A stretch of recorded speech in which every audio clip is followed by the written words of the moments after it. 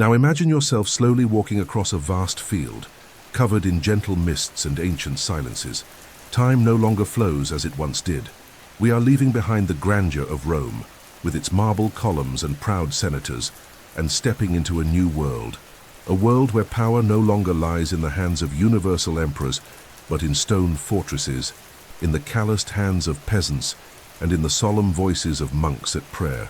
The Middle Ages begin with the end of one era, and the confusing promise of another. When Rome falls around the year 476 after Christ, Europe plunges into an unsettling silence. Roads become dangerous, cities empty out, and borders dissolve. But this period, so often called the Dark Ages, is not made only of shadows. It is also a time of rebuilding, of deep spirituality, and of boundless imagination. Over the course of 1,000 years, yes, 1,000, this era sculpts the soul of Europe, reinventing what it means to live, to believe, to rule, to love, and to die. Empires are replaced by kingdoms, duchies, fiefdoms, and counties, where power is decentralized, fragmented, and almost always unstable. Latin, once the sole language, gives way to the tongues of the people, Old French, Castilian, Germanic dialects, and emerging Portuguese. Days are governed by the ringing of church bells, by the cycles of harvest, and by religious festivals.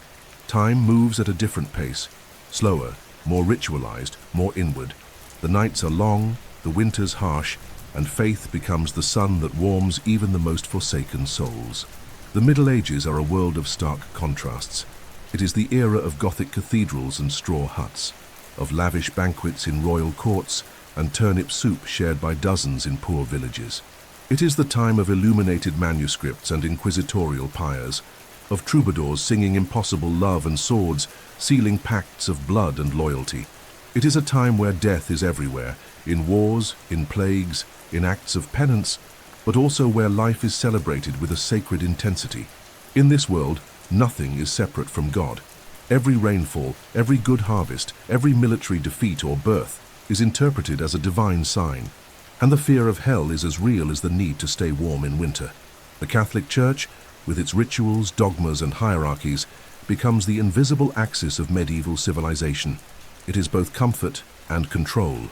Monasteries preserve the knowledge of the past, and cathedrals rise like fingers pointing to the heavens. But not everything is mystical or spiritual. Over time, urban centers begin to emerge, along with merchants, universities, thinkers who question, scribes who preserve, and kings who consolidate territories. The Middle Ages are not a monolithic and immobile block. They pulse, shift, and evolve. From the 5th century to the 15th, we will witness the birth of new styles of art, political forms, religious doctrines, and even worldviews that will give rise to the Renaissance. So in this moment of quiet and rest, know that over the coming hours you will be guided through walls and towers, through hymns and swords, through vows of chastity and forbidden declarations of love. There will be no rush, no shouting, only the company of history whispering in your ear, and time gently walking with you. Close your eyes and imagine the sound of footsteps on the stones of a Roman road, the steady echo of legionary sandals, the murmur of Latin in the forums, the clinking of gold coins, the vast aqueducts carrying crystal-clear water to the public baths. For centuries, Rome was the beating heart of the Western world, a powerful, organized, ambitious machine. But all greatness, no matter how immense, carries within it the cracks of time. By the end of the 4th century and throughout the 5th century after Christ, those cracks had deepened into fissures, and what once was an empire began to crumble, not like a house of cards, but like a weary giant kneeling before its fate. The fall of the Western Roman Empire was a slow, painful, and complex process. There were barbarian invasions, yes, Visigoths, Vandals, Ostrogoths, Alemanni, Huns, but something deeper was at play. The empire was exhausted, internally corroded by corruption, power struggles, growing inequality, and the overwhelming challenge of administering far-flung provinces. The economy was in decline. The legions, once a symbol of order, no longer offered protection as before, and the citizens, suffocated by taxes and uncertainty, lost their faith in Rome's eternal promise. In 476, when the last Western Roman emperor, Romulus Augustulus, was deposed by Odoacer, a barbarian leader. It was not just a government that came to an end. A way of understanding the world ended. The vision of universal peace under the eagle of Rome was replaced by a mosaic of smaller kingdoms, ruled by tribal chiefs who would become kings, often illiterate, but hungry for power. The roads became unsafe. The cities turned into stone ghosts. And with the collapse of the imperial structure, a new order began to emerge, confused, violent, yet fertile with transformation. The Romans who survived the fall sought shelter in what remained stable: religion.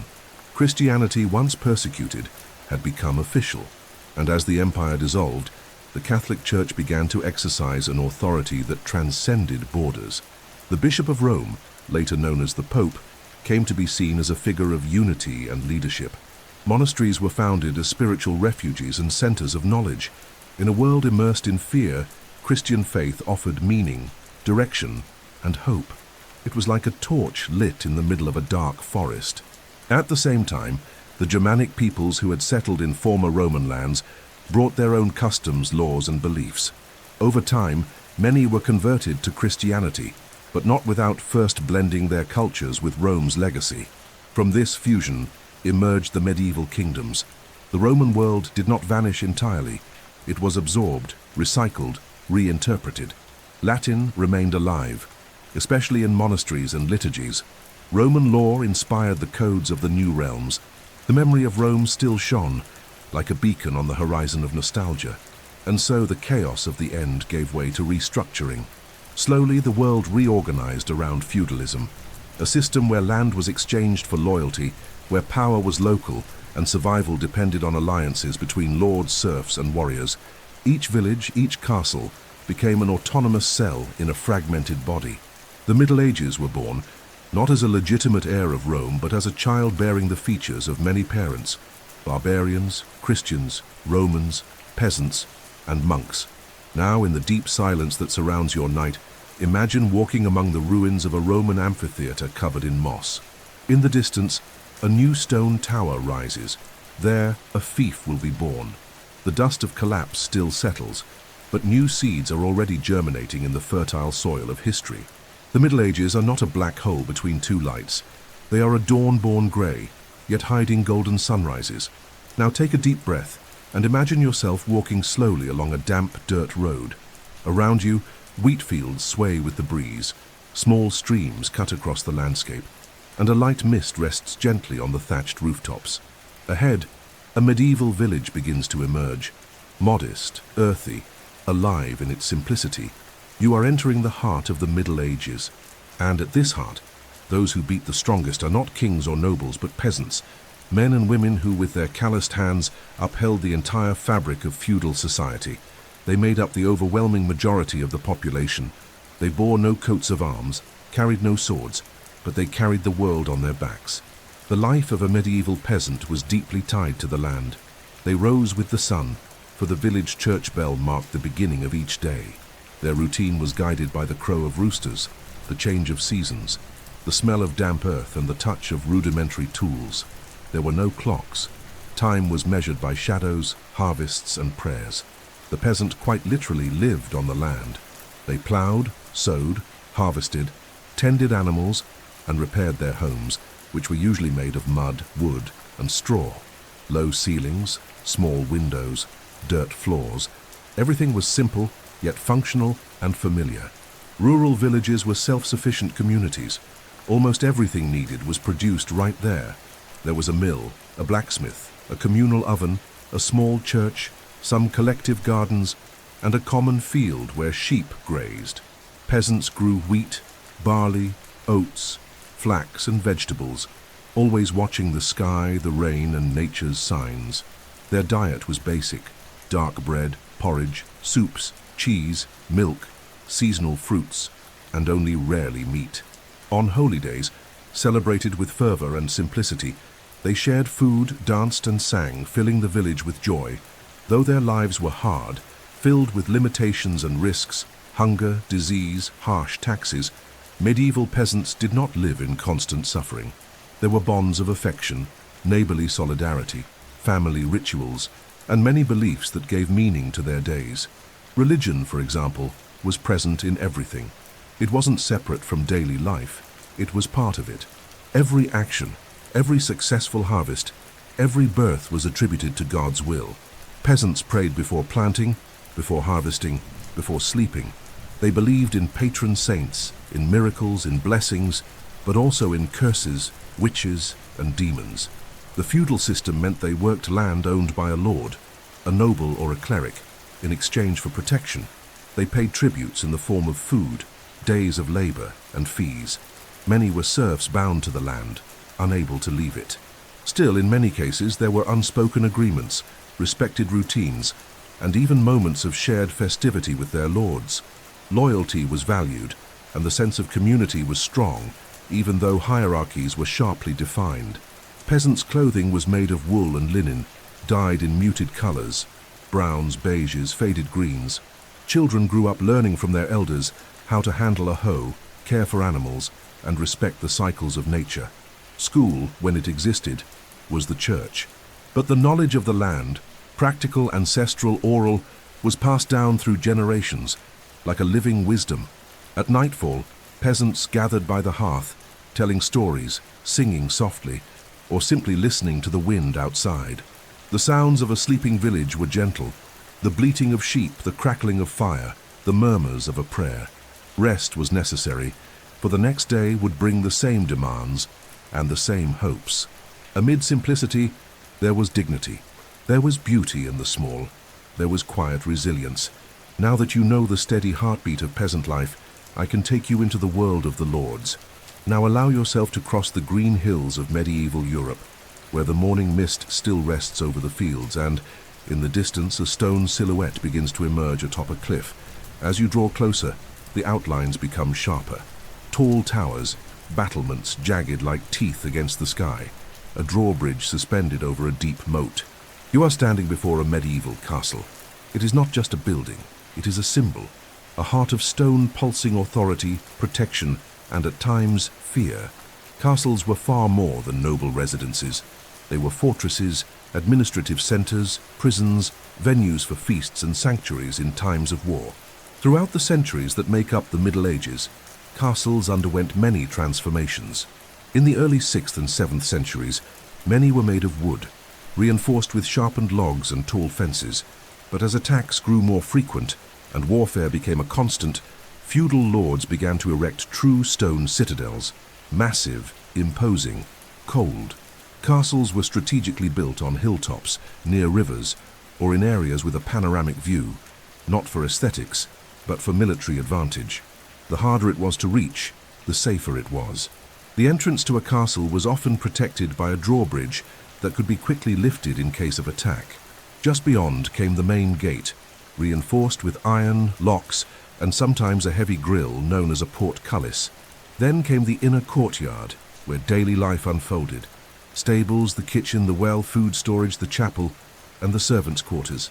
At the very center stood the keep or donjon, the highest and safest structure, where the feudal lord lived with his family and where treasures and documents were kept. The architecture was designed to withstand siege. The walls were several meters thick. Windows were narrow, often just slits, allowing arrows to be shot out while minimizing exposure to incoming attacks. The towers provided wide views for surveillance and defense coordination. In times of peace, the castle stood as a symbol of stability. In times of war, it became the last hope against destruction. But do not imagine that everything was stone and silence. Inside the castles, there were candle-lit banquets, halls adorned with colorful tapestries, bountiful tables on religious feast days, and music echoing through Gothic columns.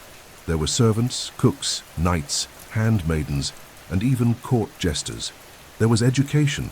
Noble children were taught to read, to fight, to serve. Noble women, often well-educated, managed the estate in the absence of husbands on military campaigns.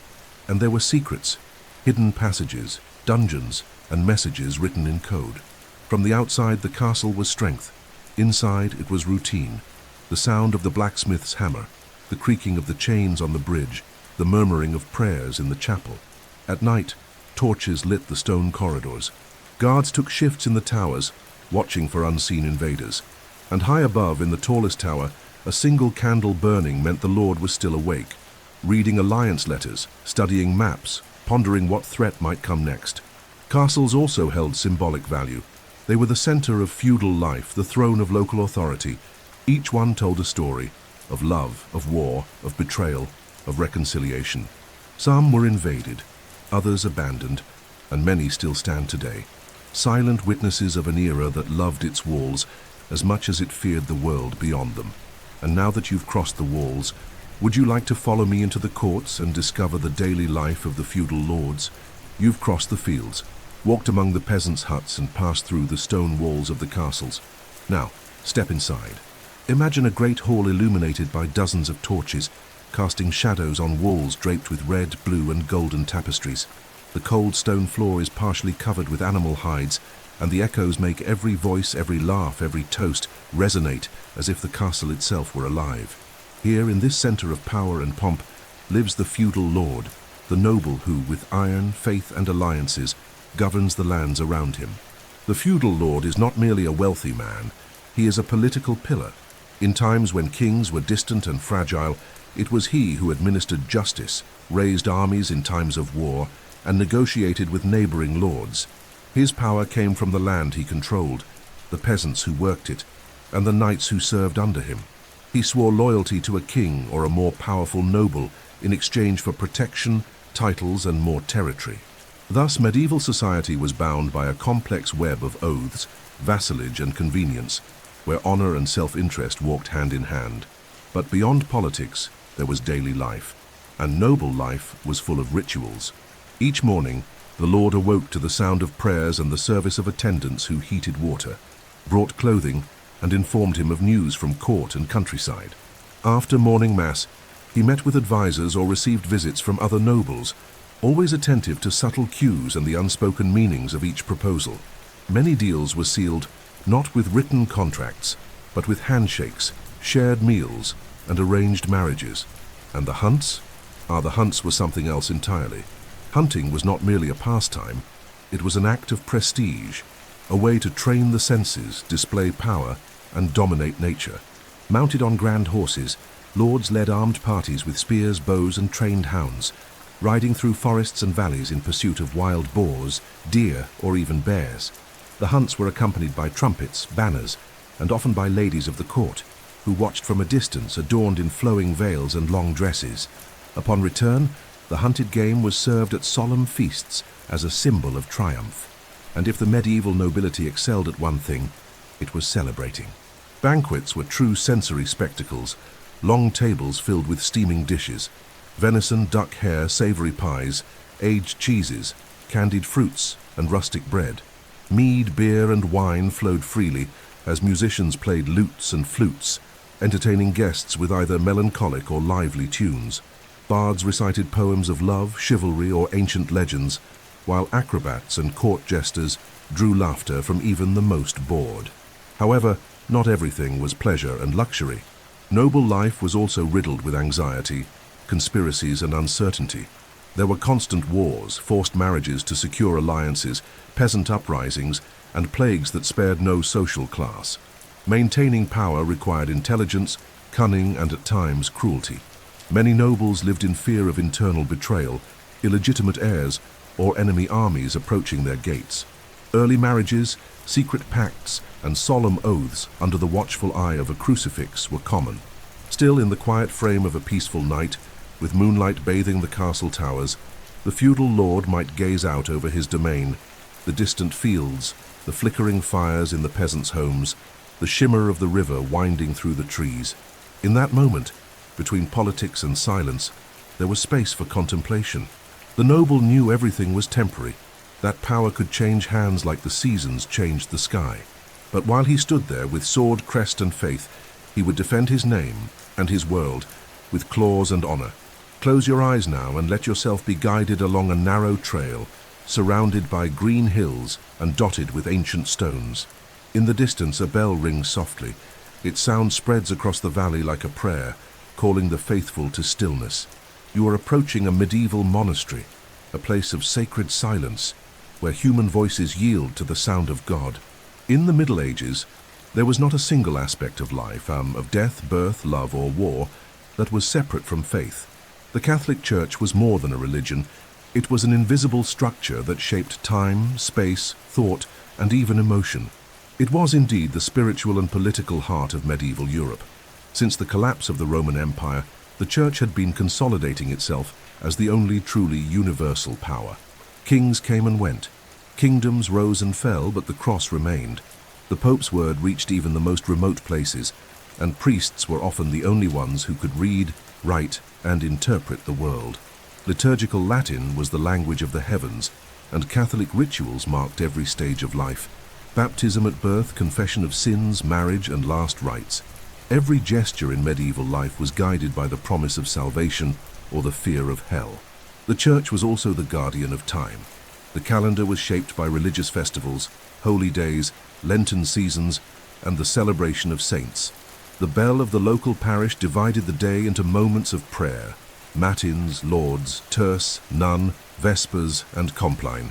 People awoke and slept under the blessing of the Church. In times of war, it offered refuge and forgiveness. In times of peace, it taught resignation, humility, and faith. And even when it committed abuses, selling indulgences or flaunting wealth, its power was rarely questioned. For to question the Church was, in the eyes of that era, to doubt eternity itself. Monasteries, in turn, were true bastions of spirituality and knowledge. Founded by religious orders such as the Benedictines, Cistercians, and Franciscans, they were places of seclusion, labor, and prayer. Monks rose before dawn, prayed in chorus, copied manuscripts by candlelight, and worked the land with humility. They lived in silence, fasting, and obedience. Many of these monasteries became centers of culture. There the works of antiquity were preserved, copied by hand, page by page, keeping alive the memory of forgotten philosophers, physicians, and mathematicians. It was common for nobles to send their children to be educated in monasteries, or for peasants to seek refuge in local churches during times of drought or plague. The Church welcomed, but also dominated.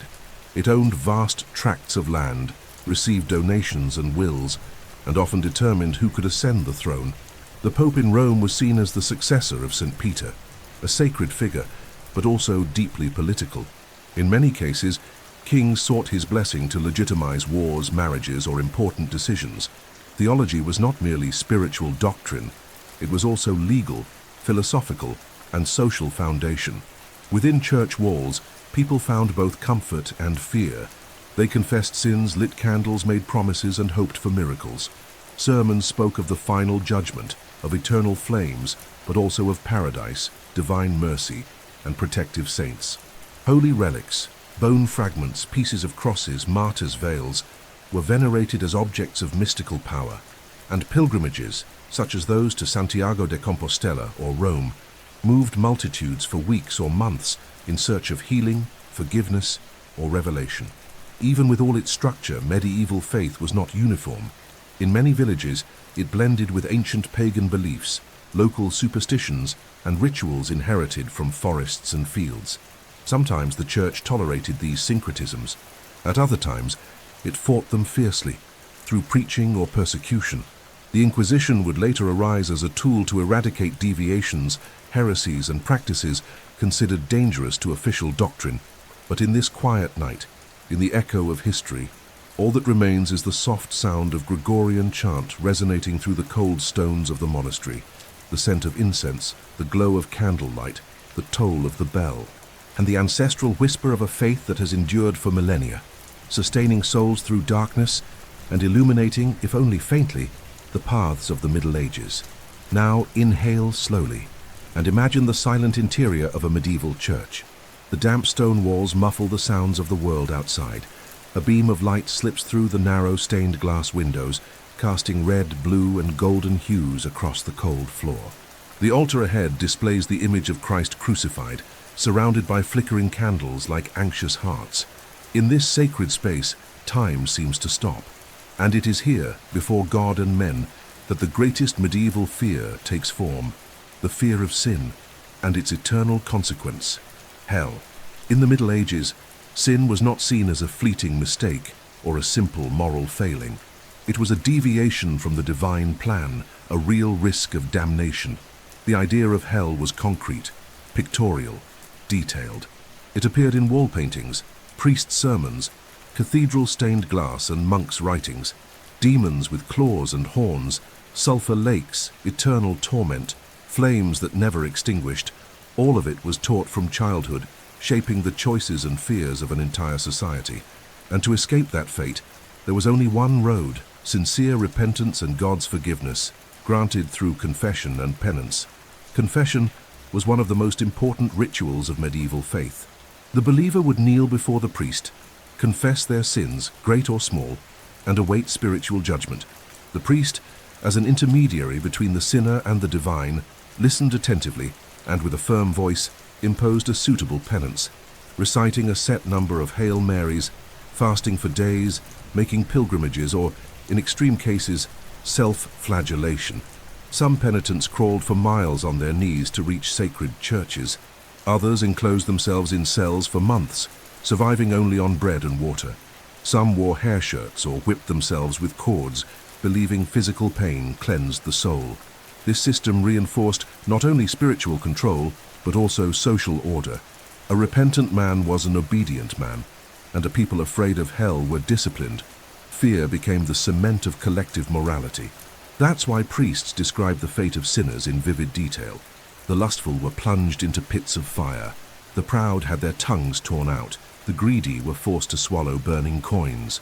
By contrast, paradise was depicted as a place of light, angelic choirs, eternal gardens, rest and peace.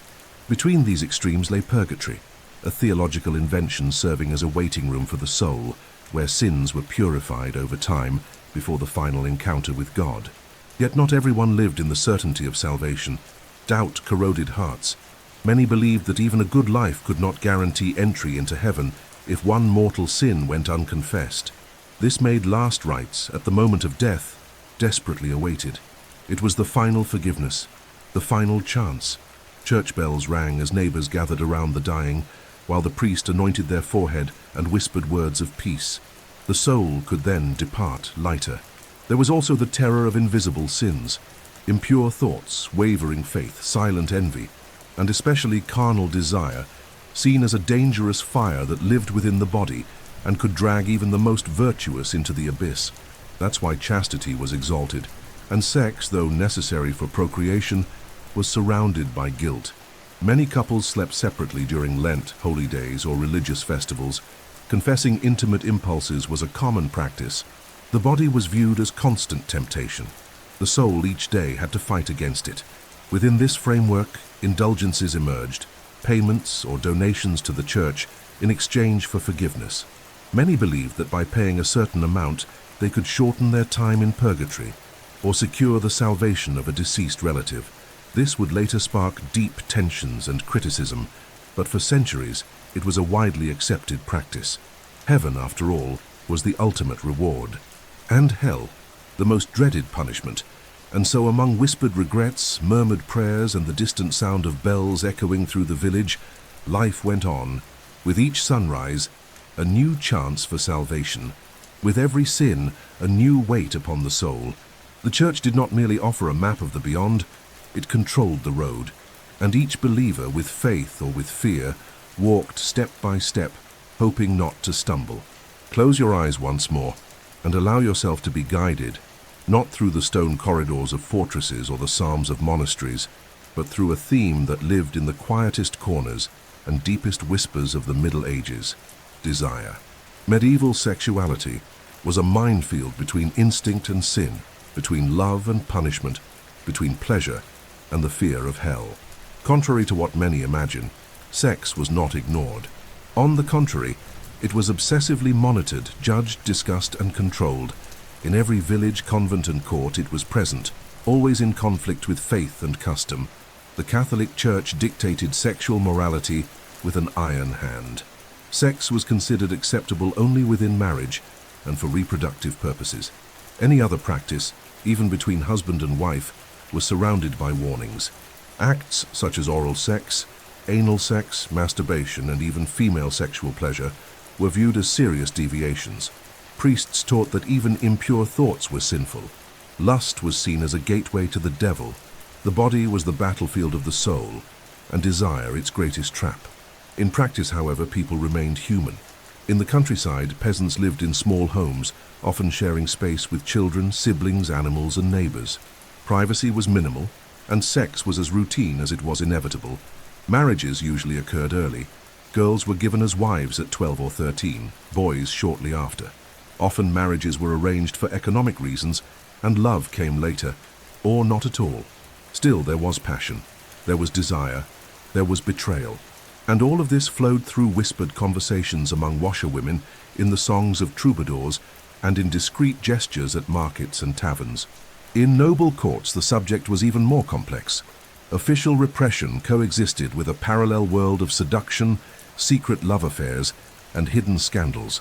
Ladies of the court, adorned in tight gowns and translucent veils, were taught to be chaste and reserved, but also knew the power of a glance, a well-written letter, a nighttime meeting among tapestries.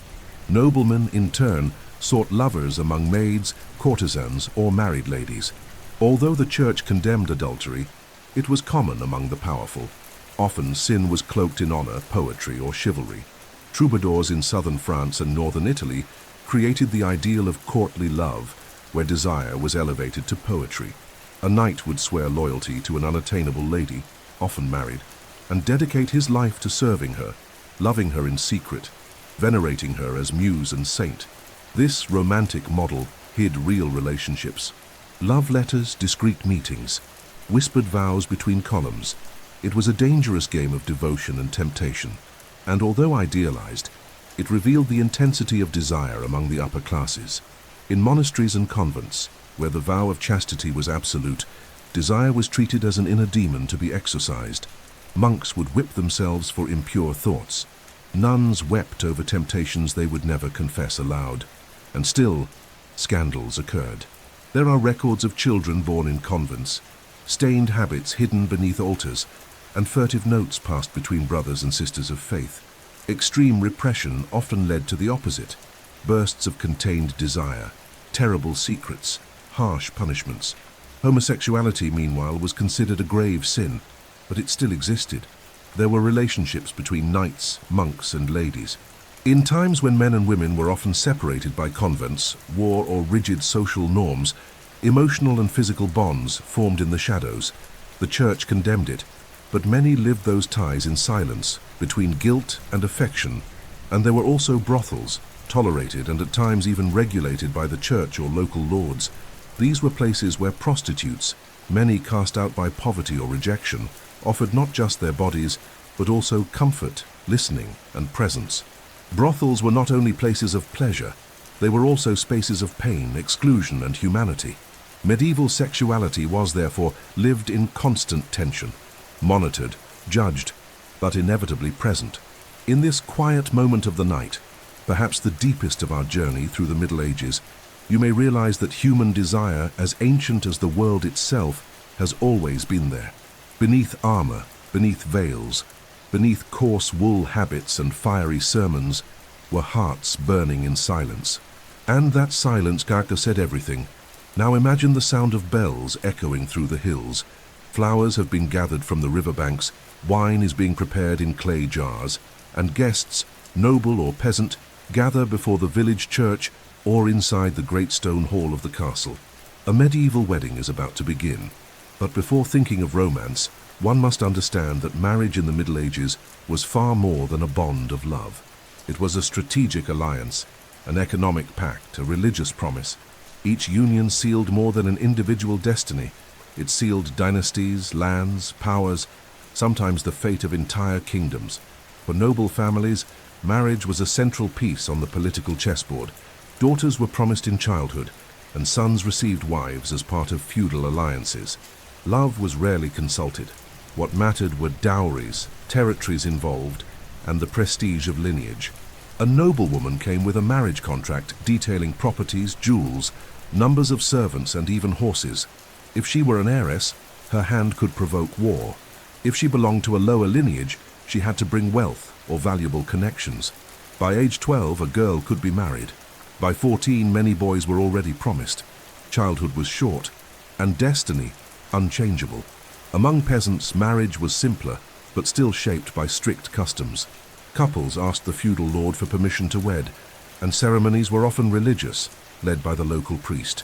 Even so, there were beautiful symbolic rites, ribbon exchanges, blessings with water, communal meals, and dances around the fire. In small villages, the wedding was a celebration for all, a rare collective joy amidst the burden of harvests and labor. It was common for couples to live together before official blessing, or for children to be born out of wedlock. The church condemned it, but life in the villages followed its own rhythm. The Christian ideal demanded chastity until marriage, especially from women. Female virginity was a symbol of family honor, and its loss before marriage was seen as a public disgrace. There were even rituals to prove the bride's purity, from blood-stained sheets on the wedding night to examinations by midwives. For men, though the church preached the same, more indulgence was shown. Moral hypocrisy was part of the social fabric. Many nobles maintained lovers even after marriage, and illegitimate children were common.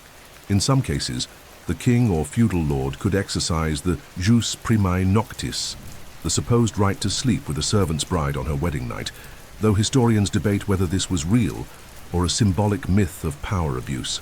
The religious ceremony was one of the few formal moments where faith and carnal love met. Held before the altar, with the couple's hands joined and wrapped in cloth, a symbol of spiritual union. It involved blessings, promises, and often vows that included the wife's submission to her husband. The woman's role was clear: obey, bear children, and uphold the family name. The man's duty was to provide, protect, and ensure heirs. A marriage without children was seen as a curse.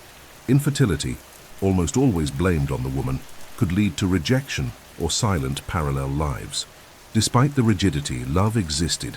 In many arranged unions, true affection blossomed over time.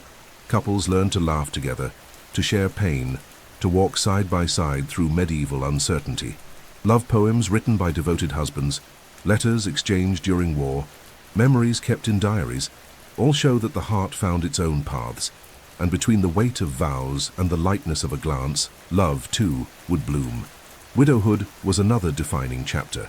Widows had limited rights, but some became powerful administrators of castles and estates. Others were forced into convents. Some, boldly, remarried for love. Widowed men, on the other hand, almost always sought new wives quickly, for political need or to ensure heirs. Marriage, after all, remained a vital gear in the medieval world, and so, between veils, pacts, prayers, and restrained kisses, medieval marriages shaped not just families, but the destiny of generations. Each union was a seed sown in time. Some sprouted into love, others into pain, but all told stories. Let the night continue its course as we now walk among the often silenced lives of the Middle Ages, the lives of women. From a distance, the medieval woman seems submissive, always kneeling before the altar or her husband's will, but as we draw closer, another story emerges. Between silence and obedience, there was also resistance.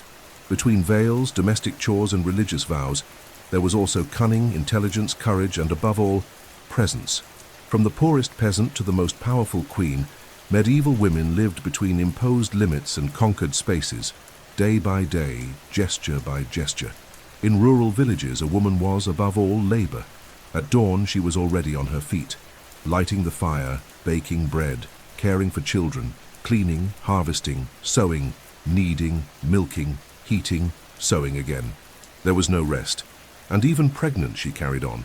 Her hands were as calloused as any man's, yet seldom recognized. She was the invisible soul of the household, and when the husband went to war or died, it was she who took over the home, the land, the children. Some knew how to pray, few knew how to read, but all knew how to survive, and in that, they became masters.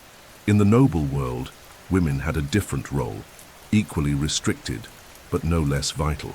Daughters of nobles were promised from a young age, trained to be obedient wives, household managers, and above all, reproducers of lineage, but they were not passive.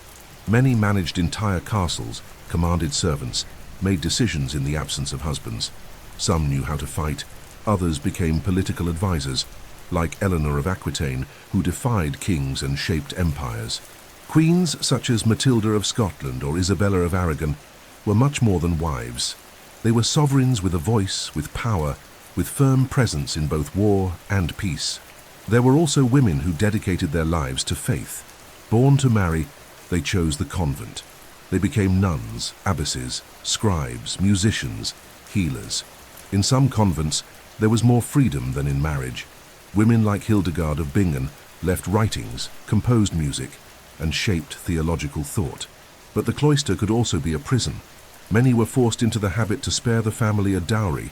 Others lived forbidden loves behind walls of faith, and some dared to challenge doctrine. They were labeled heretics, judged, and burned in silent pyres. And there were those whom history tried to erase entirely: the midwives, the healers, the wise women. Women who knew herbs, the moon's cycles, the power of the body. They helped bring life and death. They were sought in secret, feared by priests, loved by villagers, and often accused of witchcraft. They were persecuted, tortured, silenced, but for centuries they carried the knowledge of nature in their hands. The medieval woman was watched by father, husband, priest, neighbor, but she was not passive. They found ways. They communicated through glances, hidden notes, silent prayers, and between one embroidery and the next, they built rich inner worlds. There was love, longing, anger, desire, faith. Some told stories, others wrote them. Some fled, others stayed. But none were simple, all were multiple. Female sexuality was taboo. Pleasure was silenced. But women desired. They felt, they loved, they betrayed, they confessed, they hid, they fought for their bodies, their children, their dreams, their dignity, even when they had no right to a voice, to land, to a name, even when they were sold, given away, punished. Still, they resisted.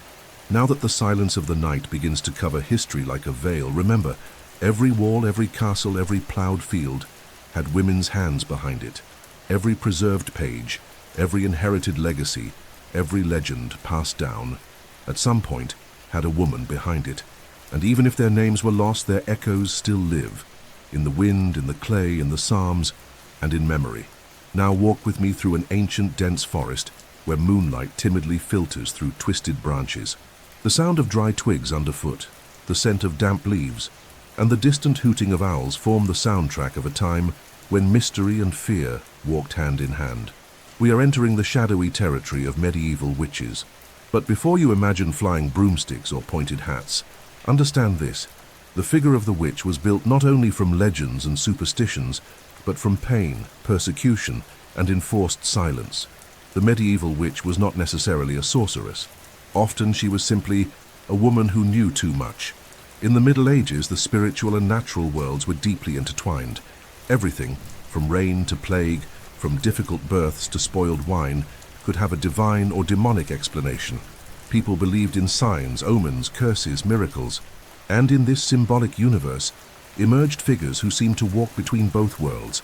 Women who knew how to use herbs, heal with infusions, foresee illnesses, ease labor pains, or even whisper unknown prayers that soothed fevers. They were midwives, healers, folk practitioners, often old isolated women who possessed ancestral knowledge passed from mother to daughter, beyond the church's control. For a time, these women were tolerated. They were useful, necessary, sought out when priests didn't have answers, or when doctors, mostly male and inaccessible, failed.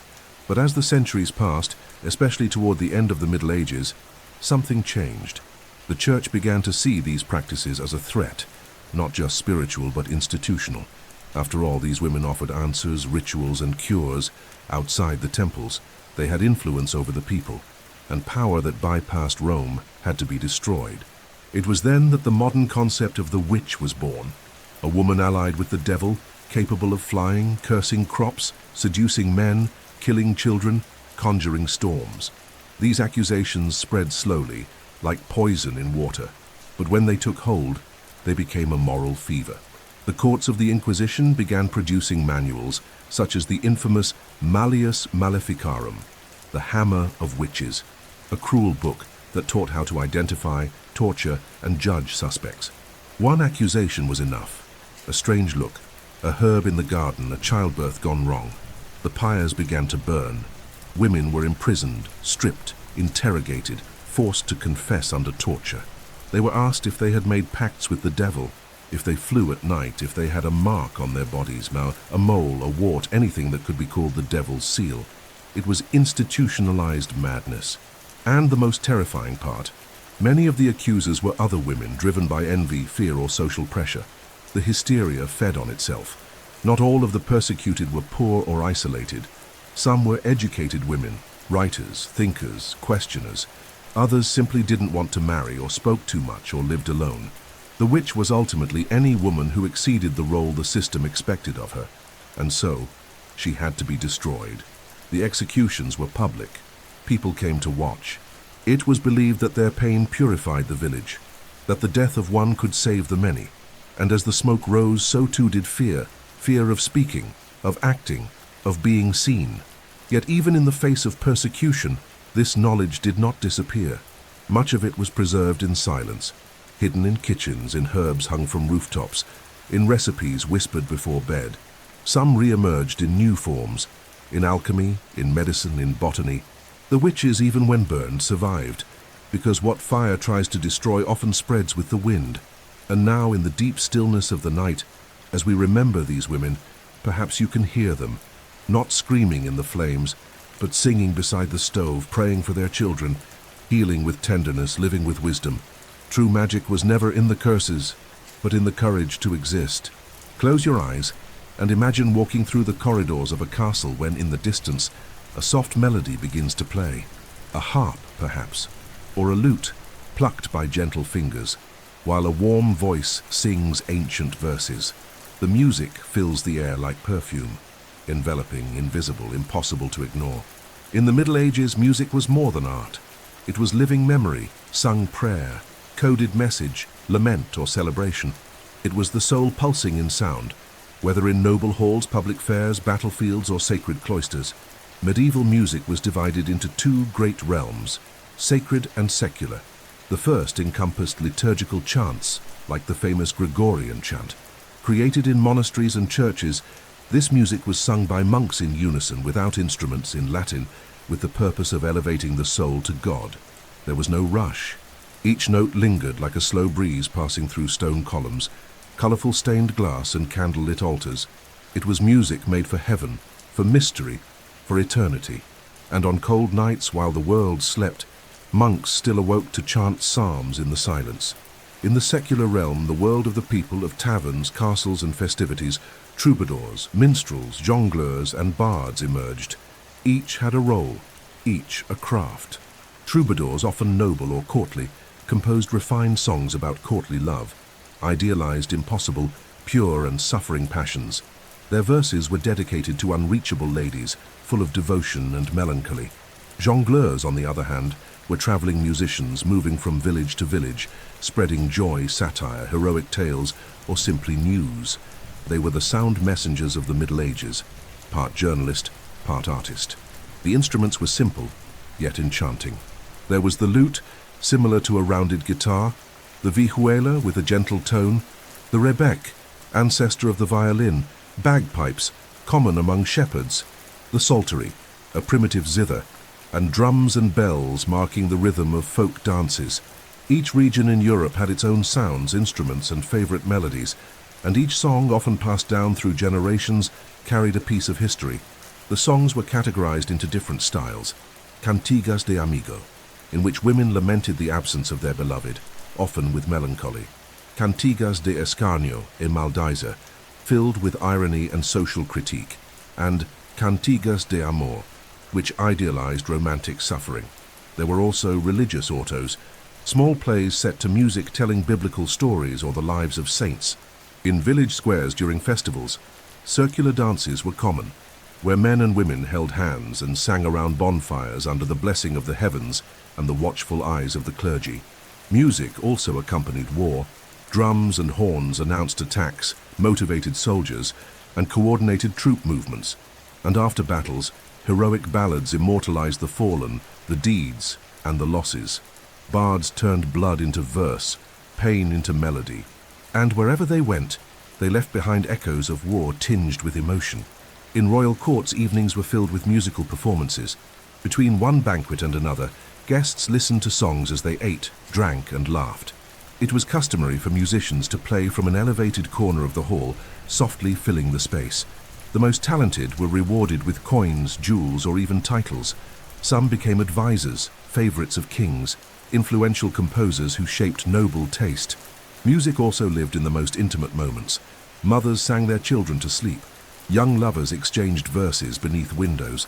Laborers chanted rhythmic songs to aid in harvests, and pilgrims on long journeys sang hymns to dispel fear from the road. Music was a faithful companion, from birth to mourning, from prayer to sin.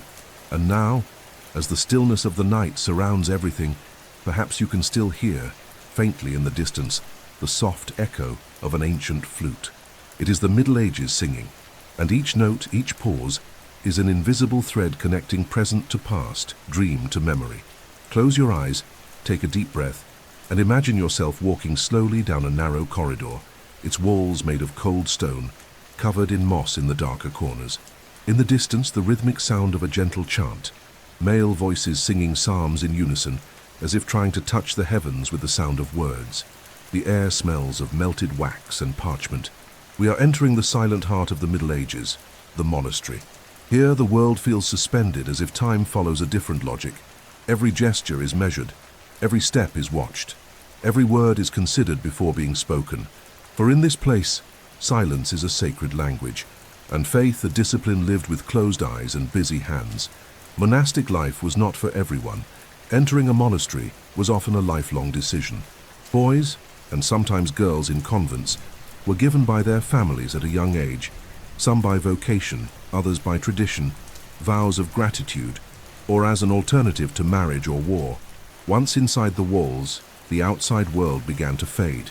Clothes were replaced by a simple habit, baptismal names gave way to spiritual ones, and daily life became governed by a rule, the most famous being the Rule of Saint Benedict, written in the 6th century, which instructed ora et labora, pray and work. A monk's day began long before sunrise. At the sound of the chapel bell, they woke for the first of 7 daily prayer times.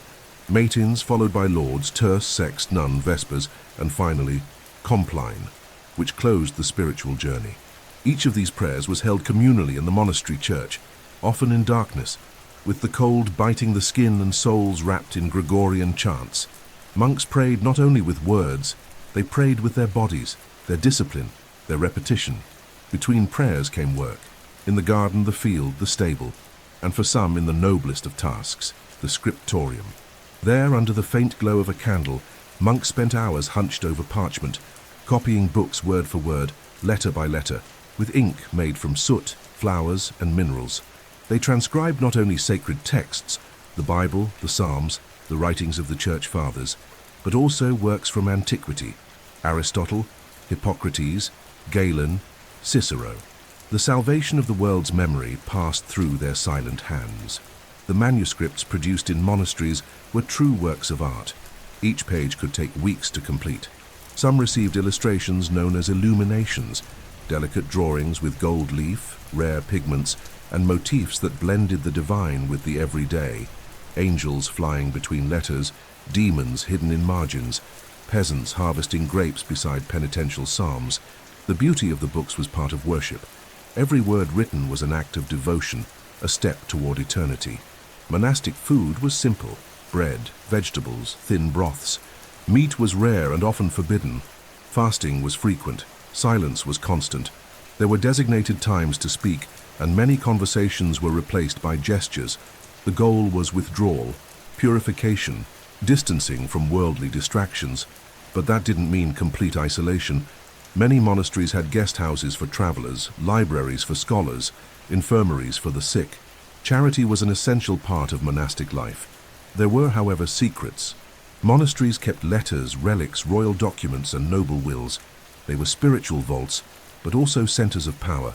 Some abbots became influential figures in kingdom politics, advisors to popes, mediators between princes. And not all monks were saints. There were internal disputes, ambition masked as zeal, heresies born within sacred walls. Some monasteries fell into corruption, others remained faithful to the end. On the coldest nights while the world slept, monks remained awake, kneeling before candles, reciting ancient psalms, not to be heard, but because they believed that even in absolute silence, God listened. And in that continuous ritual, in that effort to erase the self, there was something grand, a humble search for eternity. And now, as the modern world sleeps around you, you may feel that soft echo rising from the past.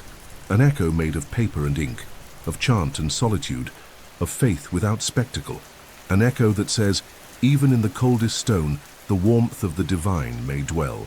Now imagine the rhythmic sound of horse hooves striking hard ground, the metallic echo of armor being strapped on, the wind blowing firmly against colorful banners, each bearing coats of arms and promises. We stand before one of the most emblematic figures of the Middle Ages, the knight. But more than mounted warriors, they were living symbols of an ideal: courage, faith, loyalty, discipline, and also of conflict, glory, blood, and silence. A knight's life wasn't just about battle.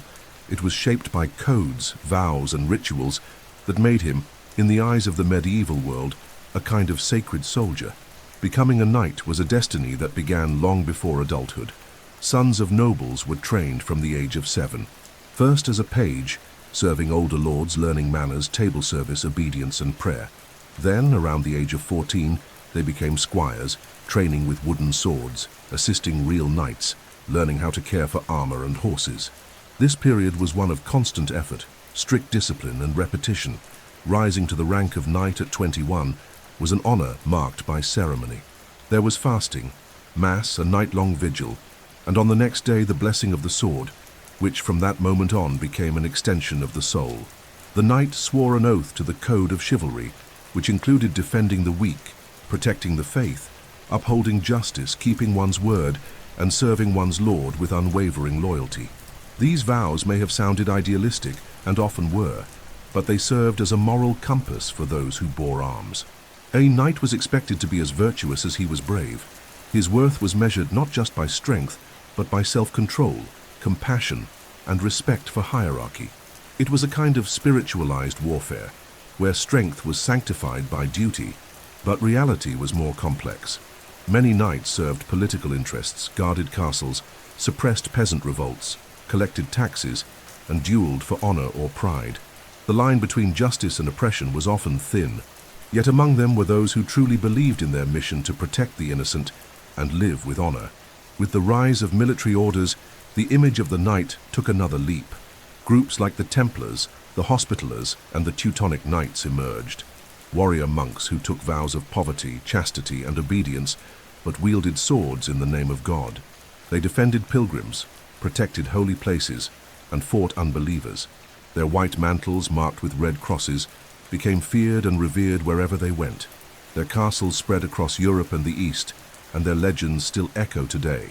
Many amassed immense wealth, strategic knowledge, and influence with kings and popes.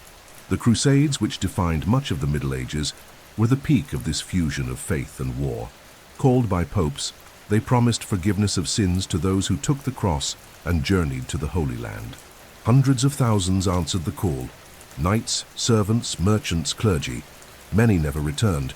Those who did bore physical and spiritual scars, stories of glory, but also of horror. The violence was brutal. Entire cities were plundered.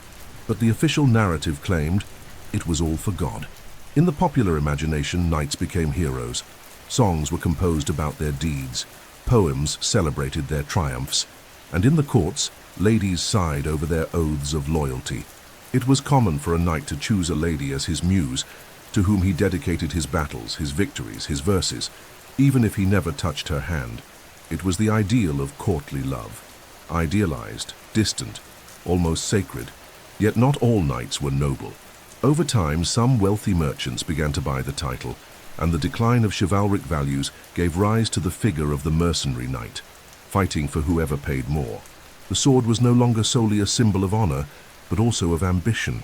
Still, in rituals, in stories, and in hearts, the knightly ideal endured, like a beacon in a night of war.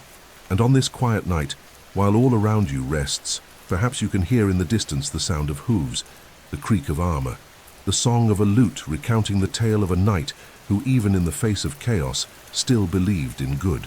Take a deep breath now, and walk carefully.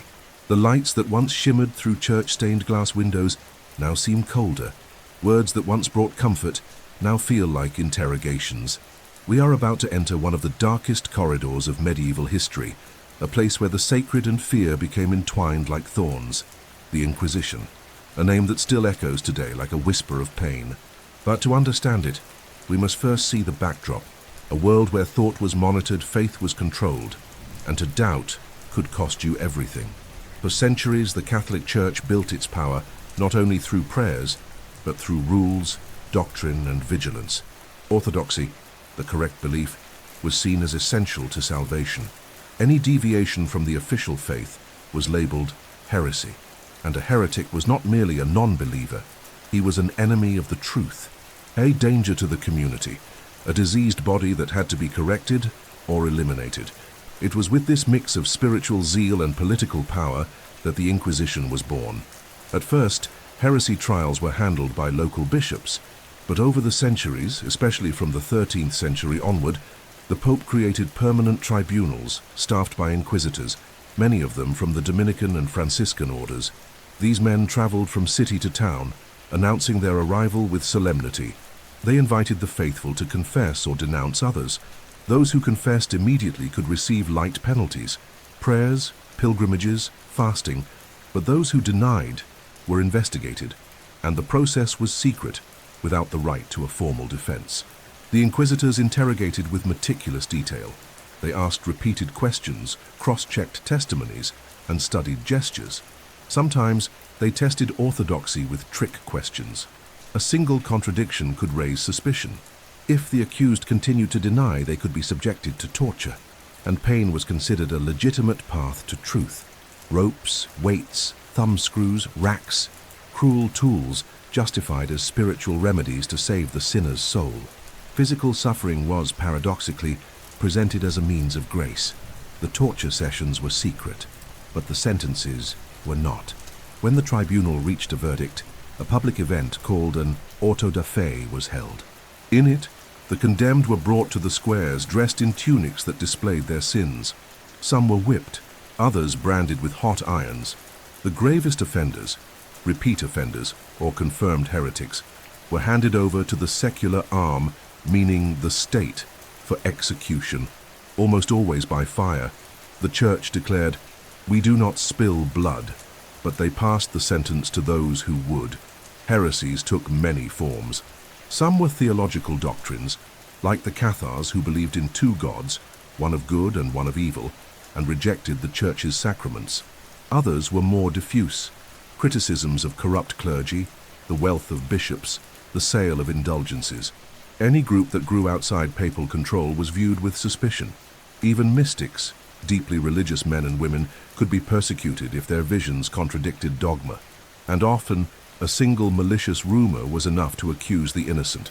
The Inquisition fed on fear, and fear silenced. Over time, local versions of the Inquisition emerged. The Spanish Inquisition, infamous for its severity, targeted converted Jews, Muslims, and anyone who deviated from the unified Catholic faith. It persecuted so-called new Christians, even after baptism. The Portuguese Inquisition also carried out persecutions, censored books, and controlled the press. And in all its forms, the goal was the same: to keep thought within the walls of orthodoxy. Even those who escaped execution rarely emerged unscathed. Their families were marked, their property confiscated, their names recorded. Many spent the rest of their lives in silence, afraid of saying the wrong word. The soul that was meant to be saved was often crushed. Today, from the distance of centuries, the Inquisition still teaches us about the dangers of unquestioned power, of faith without compassion, of truth enforced by fear. And in this silent night, as history wraps around us like a cloak, we may hear echoes not of screams, but of prayers whispered in secret, of doubts murmured between the pages of forbidden books, of thoughts that withstood torture and survived, hidden until it was safe to dream again. Take a deep breath. Let the desert wind whisper in your ears. Smell the incense, the sweat, the hot iron. In the distance, the sound of drums, the neighing of horses, and the voice of a fiery preacher crying out for divine justice. This is how one of the most dramatic and contradictory episodes of the Middle Ages began: the Crusades. Religious wars fought between European Christians and Eastern Muslims under the promise of spiritual redemption and eternal glory, but also driven by ambition, politics, trade, and the thirst for power. The Crusades were more than battles. They were mystical marches, human tragedies, and brutal clashes between civilizations. The Christian world of the 11th century lived in deep tension. Europe was still recovering from barbarian invasions, feudal wars, and internal divisions.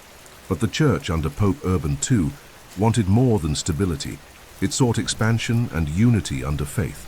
In 1095, at the Council of Clermont, the Pope made a call that echoed across Christendom to liberate Jerusalem, the cradle of Christ, from the hands of the Muslim infidels. The Holy City was under Islamic rule, and Christian pilgrims' access to the Holy Land had become difficult and, according to accounts of the time, dangerous. The Pope promised plenary indulgence, full forgiveness of sins to those who joined the Holy War. That was the spark. Knights, peasants, monks, thieves, young and old, all heard the call. Many sold everything they had. Others abandoned lands and families. They sewed red crosses onto their tunics and set out into the unknown, believing that dying in those lands would secure them a place in paradise. Thus began the First Crusade, a journey that lasted years, crossing mountains, deserts, hostile cities, and stormy seas. The armies were disorganized, but driven by fervor. And in 1099, after brutal sieges and massacres, Jerusalem was conquered. Blood flowed through the sacred streets. The city was divided between crusaders and the religious military orders born in the heat of war. But the conquest was fleeting. The Middle East was complex, with powerful caliphates and sultanates, refined military strategies, and leaders like Saladin, who recaptured Jerusalem in 1187 after the Battle of Hattin. His victory reignited the crusading spirit in Europe. More expeditions followed, the Second, the Third, the Fourth Crusade, and so on, each with different motivations, some driven by faith, others by gold. Some attacked Muslims, others Orthodox Christians. The Fourth Crusade, for example, sacked Constantinople, a Christian city, creating wounds that would last for centuries. The Crusades weren't limited to the East. There were also internal crusades in Europe, like the Albigensian Crusade, which exterminated the Cathars in southern France, and crusades against Slavs, Moors, and even heretics. The concept of holy war had become a tool of control, expansion, and fear. What would lead someone to leave everything and risk their life in the scorching sands of the East? The answer is complex. For the poor, the hope of a miracle, glory, a new life. For the nobles, lands, titles, and redemption. For the Church, absolute authority. And for kings, a way to channel feudal violence outward. There was genuine faith, yes, but also greed, bloodlust, and illusion. During the Crusades, the Latin states of the East also emerged. Christian kingdoms founded in Muslim lands, like the Kingdom of Jerusalem, the County of Edessa, and the Principality of Antioch. These mixed cultures, languages, beliefs, and formed a kind of bridge between worlds. For a time, European knights lived alongside Arab merchants, Jewish doctors, and Armenian soldiers. But these cohabitations were fragile, constantly threatened by war, betrayal, and fanaticism. The Crusades also stimulated trade. Routes between the Mediterranean and the East were reopened, and goods like spices, fabrics, perfumes, and books began to circulate. Cities like Venice, Genoa, and Pisa grew rich. And European culture began to absorb elements from the Arab world. Mathematics, medicine, philosophy, architecture. The encounter was violent, but it brought change. However, the cost was immense. Thousands died in the name of God.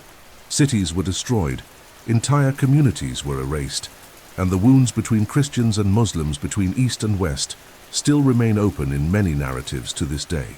And now, as night advances and the world quiets, imagine the silhouette of a lone knight, kneeling in the sand, gazing at the starry sky over Jerusalem. He came to fight for his faith, but now, in that moment, all he wants is to go home. Because even clad in armor, he is still just a man. Now close your eyes and imagine yourself in a dimly lit room with damp stone walls, the scent of dried herbs in the air, and a strange warmth coming from a steaming basin in the corner.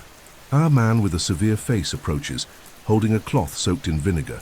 and murmurs a prayer before laying hands on the sick.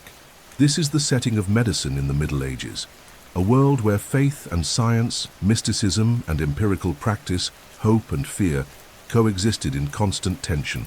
The human body was seen not merely as a biological machine, but as a spiritual field, a temple that could be contaminated by sin, vanity, divine punishment, or invisible forces. In the Middle Ages, medicine looked nothing like what we know today. It was deeply influenced by ancient theories, especially those of Hippocrates and Galen, two physicians from Greece and Rome whose writings endured through centuries, copied in monasteries. The foundation of medical knowledge was the balance of the four humours: blood, phlegm, black bile, and yellow bile. Disease, according to this theory, resulted from an imbalance of these fluids. Thus, treatment didn't aim to eliminate a virus or bacterium, concepts not yet discovered, but to restore internal harmony. To achieve this, methods varied and were often dangerous. Bloodletting was common. Veins were opened to drain the excess blood.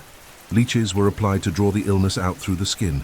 There were also induced vomiting, strict fasting, and use of cathartics to force the body to purge perceived excesses. Few of these treatments helped. Many made things worse. Yet the belief remained strong. After all, healing the body was also purifying the soul. Moreover, medieval medicine was closely tied to astrology. Doctors consulted the stars before procedures. The position of the moon, Mars, or Jupiter influenced diagnoses and decisions. Calendars indicated the best days to open a vein, apply a salve, or deliver a baby. The sky was viewed as a divine manuscript where God wrote signs of healing or illness, and the body was a reflection of that divine script. Most people had no access to physicians. In villages, care fell to midwives, healers, folk practitioners, all with knowledge passed down orally based on observation and experience. They used chamomile, rue, garlic, honey, vinegar. They knew the value of lavender for sleep, sage for pain, spiced wine to warm the soul. But these folk healers, though respected, were also at risk. If accused of witchcraft, they could be tried, persecuted, even condemned. The line between medicine and sorcery was as thin as a breath of life. In monasteries, medicine was somewhat more refined. Benedictine monks cultivated medicinal gardens, copied ancient treatises, and set up small infirmaries for the sick and for pilgrims. There, treatments were gentler, based on herbs, warm baths, and prayers. The soul always came before the body. Even death was met with serenity, not as a failure of medicine, but as divine will. Humility in the face of suffering was taught as a virtue. Surgery was viewed with suspicion. Cutting the body was seen as invasive. Only barber surgeons, who cut hair, pulled teeth, and amputated limbs with the same blade, performed such procedures. Amputations were done without anesthesia. Teeth were pulled by force. Wounds were cauterized with burning iron to ease the pain, wine, or prayer. Anatomical knowledge was scarce, as human dissection was largely prohibited in the Middle Ages. Information came from animals, speculation, or daring guesswork. Even so, progress occurred. Arab and Jewish medicine had great influence on Christian Europe. Works by physicians like Avicenna, Averroes, and Maimonides were translated and circulated through universities and monasteries. With them came more advanced ideas on pharmacology, hygiene, diagnosis. Cities like Salerno, Montpellier, and Bologna became centers of medical learning. But access to this knowledge was reserved for educated men, and their practices rarely reached the common people. During epidemics like the Black Death, medieval medicine revealed its most tragic limitations. Unaware of the disease's origin, many believed it was divine punishment. Flagellant processions roamed cities, whipping themselves in penance. Jews were persecuted, accused of poisoning wells. Doctors wore beaked masks filled with aromatic herbs to filter the air, but few could help. Death came fast, relentless, each is silent. And yet, despite so many errors, medieval medicine preserved an ancient quest to understand the body, ease pain, and protect life. Its successes were few, its failures many, but every herbal infusion prepared, every whispered prayer, every compassionate touch was part of that long human journey toward healing. Now, under the veil of dawn, listen to the silence of monasteries, the creak of a cart carrying the sick, the faint sound of a candle extinguishing beside a bed. It is the sound of a medicine that, though fragile, tried, with all it had, to heal the body, and perhaps save the soul. Now take a deep breath. Let the air around you grow denser, heavier, as if the world itself were holding its breath. It is the 14th century. The cities are silent, the windows shut. Church bells no longer ring for mass, they ring for the dead. A shadow hangs over all of Europe, invisible, silent, but devastating. The plan, Black Death, as it would be called centuries later, was not just an epidemic. It was a rupture, a deep tear in the fabric of medieval life. A moment when time seemed to stop, and fear became humanity's new language. It all began around 1347, when ships from the east arrived at the port of Messina in Sicily. On board were 6 sailors covered in dark spots, burning with fever, vomiting, delirious. Some died within hours, others within days, and soon the disease spread like wildfire. Port cities, inland villages, monasteries, castles. Nothing was safe. The plague traveled with rats, hidden in the fleas that infested grain, fabric, and barrels. Once it arrived, it left a trail of corpses, piled in streets, dumped in mass graves, forgotten in churches. The symptoms were horrific. High fevers, vomiting blood, black patches on the skin, the infamous buboes, which swelled in the neck, armpits, and groin. Breath became foul, eyes cloudy, bodies convulsed. And then, silence. Millions died in mere weeks. It's estimated that 1/3 of Europe's population perished in under 5 years. In some regions, more than half. Entire villages vanished. Families were wiped out. Churches were left without priests. Cemeteries ran out of space. Cities lost all hope. No one knew the exact cause. Some claimed it was God's punishment for unconfessed sins, for lust, for heresies. Others blamed the stars, malevolent alignments poisoning the air. Some accused the Jews, alleging they poisoned wells. Ignorance fueled more death, more hatred, more fire. Whole communities were persecuted and destroyed, not by the plague, but by the desperation of the living. Science could offer nothing, nor could prayers, nor flagellation, nor perfumes. Death crept in unseen, and no one knew how to stop it. In the cities, flagellantus groups emerged, men marching through streets, whipping themselves in public penance. They cried for forgiveness, sang Latin hymns, bloodied by their own zeal. In some places they turned violent, punishing those who did not follow them. Faith, once a source of comfort, became a battlefield. Why would God allow such suffering? Why didn't the saints intercede? Many priests fled. Monasteries shut their gates. Even the bells fell silent. And yet, amid the chaos, there bloomed acts of profound compassion. Neighbors caring for the sick, knowing they'd be infected. Monks remaining beside the dying until their final breath. Women burying with bare hands their children, parents, husbands. And then, looking up to the sky, searching for strength in the silence. Art changed. Paintings emerged with dancing skeletons. The memento mori. Remember you will die. Literature began to reflect the horror, like Boccaccio's Decameron written during the plague. The very worldview was transformed. Death was no longer distant. It was a neighbor, always lurking. The economy collapsed. Fields were left untended. Prices plummeted. Hunger rose. Yet curiously, survivors inherited more land, homes, and wealth. And this led, decades later, to deep social changes. Peasants began questioning their place. Lords reconsidered their privileges. The plague killed, but unintentionally it also pushed the world forward. As time passed, horror turned into memory. The buried bodies gave way to blooming fields. Cities were rebuilt.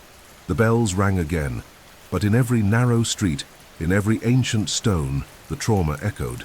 The memory of a time when the world stopped, and everyone, noble or servant, monk or soldier, rich or poor, stood equal before the invisible. Now as you rest, perhaps you can imagine that same Europe asleep, breathing slowly after the storm, because even after the darkest night, the day always returns. Close your eyes slowly. Let the fog of imagination wrap around you like the cloak of dawn, covering the towers of castles and the dark valleys between mountains, because now we're entering a space where reality and fantasy blend like nectar and poison, a space where faith meets fear, where hope turns into miracle, and the unknown sprouts wings, fangs, scales, and halos. The myths and legends of the Middle Ages, were not just fireside tales. They were a living part of how people understood the world, and in that world the impossible was a certainty. Medieval Europe was full of stories told at bedside, between harvests, during processions, and in taverns. There were creatures that lived in woods and hills, monsters that guarded caves, enchanted women appearing by lake shores. But the most feared, the most fascinating, was the Tudi, dragon. Immense, with wings like black sails, claws that tore through the sky, and breath of fire. The dragon symbolized evil, chaos, the unknown. In many legends, it kidnapped maidens, devoured herds, poisoned rivers, and there was always a knight ready to face it, in the name of honor, faith, and redemption. The most famous of these heroes was St. George Maku, whose image still transcends time, mounted on his white horse, spear in hand, confronting the beast in the name of God. But there were others, wandering knights, warrior saints, peasants blessed with visions. Every people had its dragon, every age its monster, because the dragon wasn't just a physical creature, it was the mirror of the deepest fears: war, hunger, death, doubt. But medieval imagination wasn't made of monsters alone. The saints also fed these narratives. Their lives, the so-called vitae, were filled with miracles, divine encounters, trials, and spiritual triumphs. Some saints spoke to animals, cured lepers with a touch, fasted for years without dying. People revered these accounts not as fantasy, but as sacred truth. Each saint was an intercessor, a model of virtue, a hero of faith. Miracles were part of daily life, weeping images, bleeding crosses, relics that healed. And these relics, mochas, bone fragments, pieces of robes, drops of blood, became objects of worship. The most sought after of all was the Holy Grail, the cup used by Christ at the Last Supper, said to have divine powers and hidden in some unreachable place. Seeking the Grail became the mission of kings, knights, and monks, and its legend crossed time like an eternal whisper of hope. There were also hybrid creatures, found in bestiaries, illustrated books filled with both real and mythical animals. The chimera, the unicorn, the phoenix, the griffin, all symbolized virtues, sins, and signs. The unicorn, for instance, could only be captured by a virgin, a symbol of purity. The phoenix rose from ashes, an image of resurrection. The basilisk killed with a glance, a warning against pride. These beings were described seriously, taught in schools, used in sermons. They were part of the world's moral education. And we can't forget the local legends, like the Lady of the Lake, one in Arthurian tales, who gave King Arthur the sword Excalibur, or King Arthur himself, who sleeps in a secret cave and will one day return to save his people. Or the Headless Horseman, the ghosts of penitent monks, the angels who descended on feast nights, the demons lurking in confessionals. Every village had a tale, every ruin a secret, every night an enchantment. Orality was the lifeblood of these legends. Storytellers, troubadours, jesters, grandparents passed these tales from generation to generation, and even when details changed, the essence remained: to teach, to warn, to inspire. Legend was a mirror of the medieval heart, God-fearing, fascinated by mystery, in love with wonder. Now as night deepens and your breathing slows, imagine a tent lit by lanterns in the middle of a medieval fair. A child listens, spellbound, to the story of a monk who spoke with an angel, or perhaps of a king who faced an invisible army with the help of an enchanted sword. These are stories that, even centuries later, still live, because myths don't die. They only sleep, until someone tells them again. Now close your eyes as if stepping through a hidden door behind a bookshelf. Imagine yourself descending a spiral staircase lit by flickering torches until you reach a secret chamber. At its center, an alchemist leans over a furnace, murmuring Latin words as golden liquids bubble in glass flasks. Sulfur powder, mercury, lead, and a carefully ground black stone. This is not a scene from fiction. It was the silent daily life of medieval alchemists, men and rarely women, who sought not only to turn base metals into gold, but also to achieve perfect healing, eternal youth, and the secret of the universe. Alchemy was, for medieval minds, a sacred science. And contrary to what many think, it was not merely a greedy illusion. It was a profound philosophy of transformation. For the alchemist, everything in nature was in constant flux. If nature could turn a seed into a tree, lead into rust and fire into ash, then why couldn't man transform his own being? The search for the philosopher's stone, capable of transmuting base metals into pure gold, was just the material face of a deeper desire, spiritual enlightenment. Inspired by traditions from Greece, Egypt, Persia, and later from the Arabs, alchemists used symbols, riddles, and codes to protect their knowledge. Nothing was said plainly. Instead of gold, they would say red lion. Instead of water, they used mercurial water. Their notes looked like indecipherable poems, but each word concealed centuries of observation, experiments, failures, and discoveries. Because to them, nothing was separate.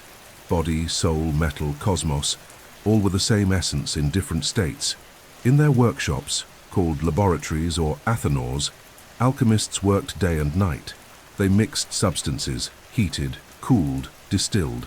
And what they sought was not just gold. They longed for the elixir of life, a mystical substance capable of curing all diseases, prolonging existence, and perhaps even defeating death.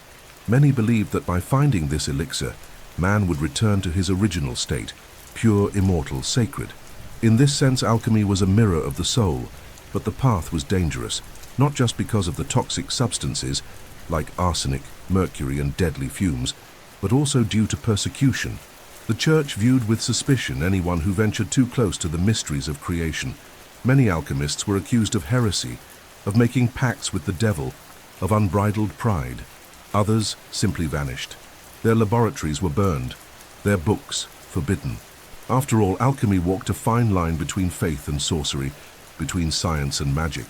Some names survived, like Nicolas Flamel, the mythical French alchemist who, according to legend, discovered the philosopher's stone and achieved immortality, or Arnaud de Villanova, who combined medicine and alchemy, or Arab figures like Jabir ibn Hayyan, one of the first to systematize chemical procedures, laying the groundwork for what we now call the experimental method. His books were translated into Latin and studied by monks, doctors, and philosophers, even as they were publicly condemned. And even among those who failed, there was something admirable, an unshakable faith in the human capacity to understand and shape reality. The alchemist was not just a dreamer, he was a tireless worker, a student of nature, a decipherer of symbols, a poet of matter. In every transformation he saw a clue, in every reaction, a sign. And even if he never reached eternal gold, he left behind symbolic gold, wisdom, patience, observation. Over time, many alchemical experiments gave birth to modern chemistry. The flasks, the furnaces, the methods were reused, redefined. Alchemy died as a belief, but was reborn as science. And today, when we look back, we see that perhaps the greatest gold they sought was something else. The gold of the awakened mind, of the spirit in transformation, of the silent journey in search of something greater than ourselves. Now, as the night rests silently over the world, imagine the soft glow of a blue flame inside a glass flask. It is the alchemist, still working. He does not seek power. He does not seek fame. He seeks meaning. Now take a deep breath and let the darkness of night give way to a vibrant, colorful scene, pulsing like the very heart of the earth. The church bell has just rung in the distance. The harvest is stored. The fields are resting. It is time for celebration. Villagers gather in the central square. Garlands of flowers decorate the windows. Drums begin to beat, and so begins one of the most joyful and profound expressions of medieval life. The popular festivals, moments when the weight of daily life gave way to laughter, music, dance, and temporary freedom. A collective breath, a sigh of the soul. In the Middle Ages, festivals were not a luxury. They were a spiritual, emotional, and social necessity. They came after the harvest, before the winter, or on holy days to celebrate both the sacred and the everyday. Each village, each fief, each monastery had its own festive calendar. Some dates were religious, Easter, Christmas, All Saints' Day. Others were purely folk, harvest festivals, summer fairs, solstice balls, fool's days, nights of masks. And even though many were approved, or even organized by the church, there was always an element of transgression, freedom, and almost pagan joy in them. The festivities began early and could last for days. Fires were lit, floral arches were hung, the best clothes taken from the chest. People painted their faces with charcoal or natural dyes. masks of animals, demons, saints. Laughter mingled with mystery. There were circular dances, leaping over bonfires, torchlit parades, and communal feasts. The makeshift tables offered bread, cheese, stews, wine, and beer, even to the poorest. Everyone ate from the same plate. Everyone danced to the same flute. Music was the heartbeat of the celebration, played by traveling musicians or by locals themselves, using lutes, flutes, fiddles, and bagpipes.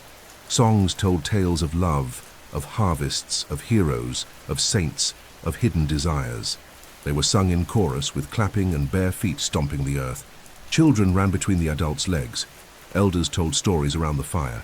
And for one night, everything was allowed. There were also jesters or kings for a day, randomly chosen from among the villagers. These characters could mock the lords, mimic priests, reverse roles.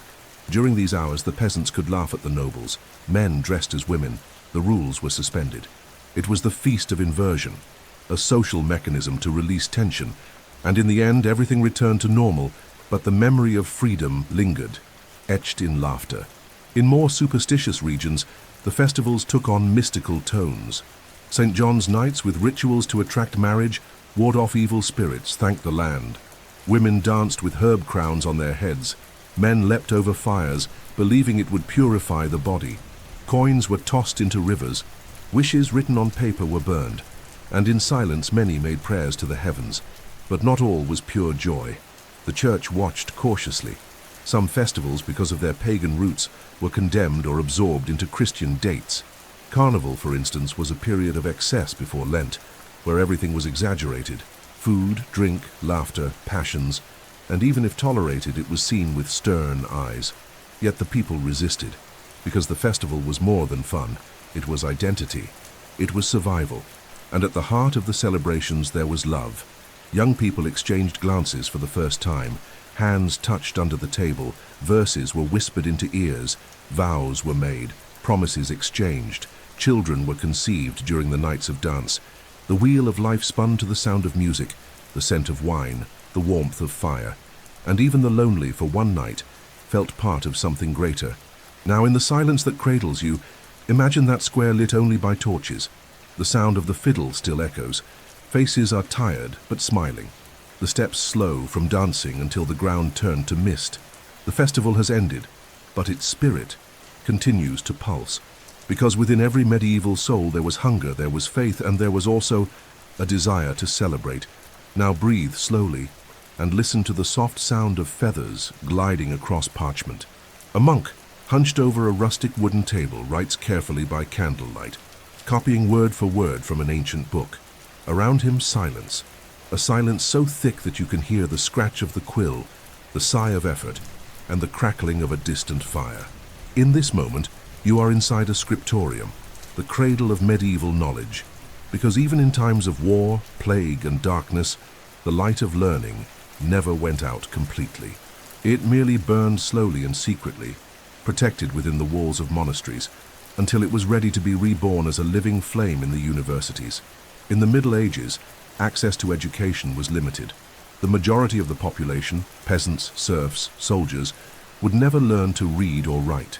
Culture was transmitted orally, through stories, songs, proverbs, and beliefs. But in churches and monasteries, there was a special class of men, monks, who dedicated their lives to copying, preserving, and studying ancient texts. There, in the silence of those sacred spaces, the knowledge that would one day rebuild Europe was born. The scribe monks were the guardians of memory. They spent hours, sometimes days, reproducing religious manuscripts and gradually classical works from antiquity. Aristotle, Cicero, Galen, Boethius, Pliny. Writing was done with handmade ink, goose quills, and sheets of animal parchment. Every letter had to be perfect, every word reviewed. A single mistake could mean starting the entire page over. Some manuscripts were richly illustrated with illuminations, miniature paintings made with gold and rare pigments. The art of writing was also a form of prayer. These monasteries housed schools designed to train new monks and priests, known as monastic schools. They taught Latin, Bible reading, liturgical singing, and basic logic, grammar, and arithmetic. Education was based on the trivium, grammar, rhetoric, and logic, and the quadrivium, arithmetic, geometry, music and astronomy, the 7 pillars of ancient knowledge. But the goal was not to form free thinkers. It was to form obedient, disciplined men, capable of reading sacred texts and maintaining divine order. Over time, cathedral schools emerged, linked to large churches and aimed also at the sons of nobility and the rising bourgeoisie. There, the curriculum began to expand. Teachers and students gathered in cloisters, discussing doctrine, reasoning over ancient texts, repeating the teachings of masters like St. Augustine, Thomas Aquinas, and Isidore of Seville, all still within the scope of faith. But slowly, thought began to spread its wings. And then, between the 11th and 13th centuries, a quiet yet powerful revolution was born.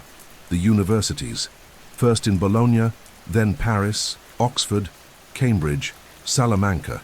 They arose as free associations of teachers and students, forming centers of debate, book copying, and knowledge production. The word university comes from Universitas Magistrorum et Scholarium, a community of masters and scholars. And even though they were born within the church, these institutions created space for freer thought, for doubt, for curiosity. In universities, students gathered in cold rooms, sitting on hard benches, listening to masters recite texts in Latin. They took notes, debated, memorized. Education was oral, repetitive, but rigorous. In the end, there were public disputations, formal debates where students had to defend their theses before the masters. A diploma was a prestigious title. It could open doors in the church, in courts, in commerce. Thus was born the medieval intellectual, a man who, though still deeply religious, began to see reason as a bridge to the divine. Women, sadly, were almost always excluded from this world, with few exceptions, such as Hildegard of Bingen, who wrote about medicine, theology, and music. Formal learning was reserved for men. Yet at home, many mothers taught their children to pray, to count, and to understand the world through practical wisdom. Some noblewomen hired tutors, studied in secret, exchanged letters with scholars.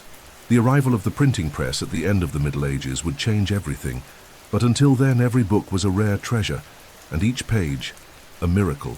Reading was seeing with the eyes of the soul, writing was drawing eternity, and teaching was planting light in dark times. Now, as the silence of the night wraps around everything, imagine an old monk still awake, copying a final line before extinguishing the candle. He does not know it, but that book, that small seed of knowledge, will survive the centuries, because education, even surrounded by walls and dogmas, always finds a way to bloom.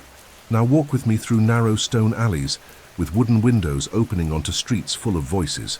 Hear the sound of bells, the creaking of carts, the murmur of markets, the intense smell of freshly baked bread mixed with spices, sweat, and smoke.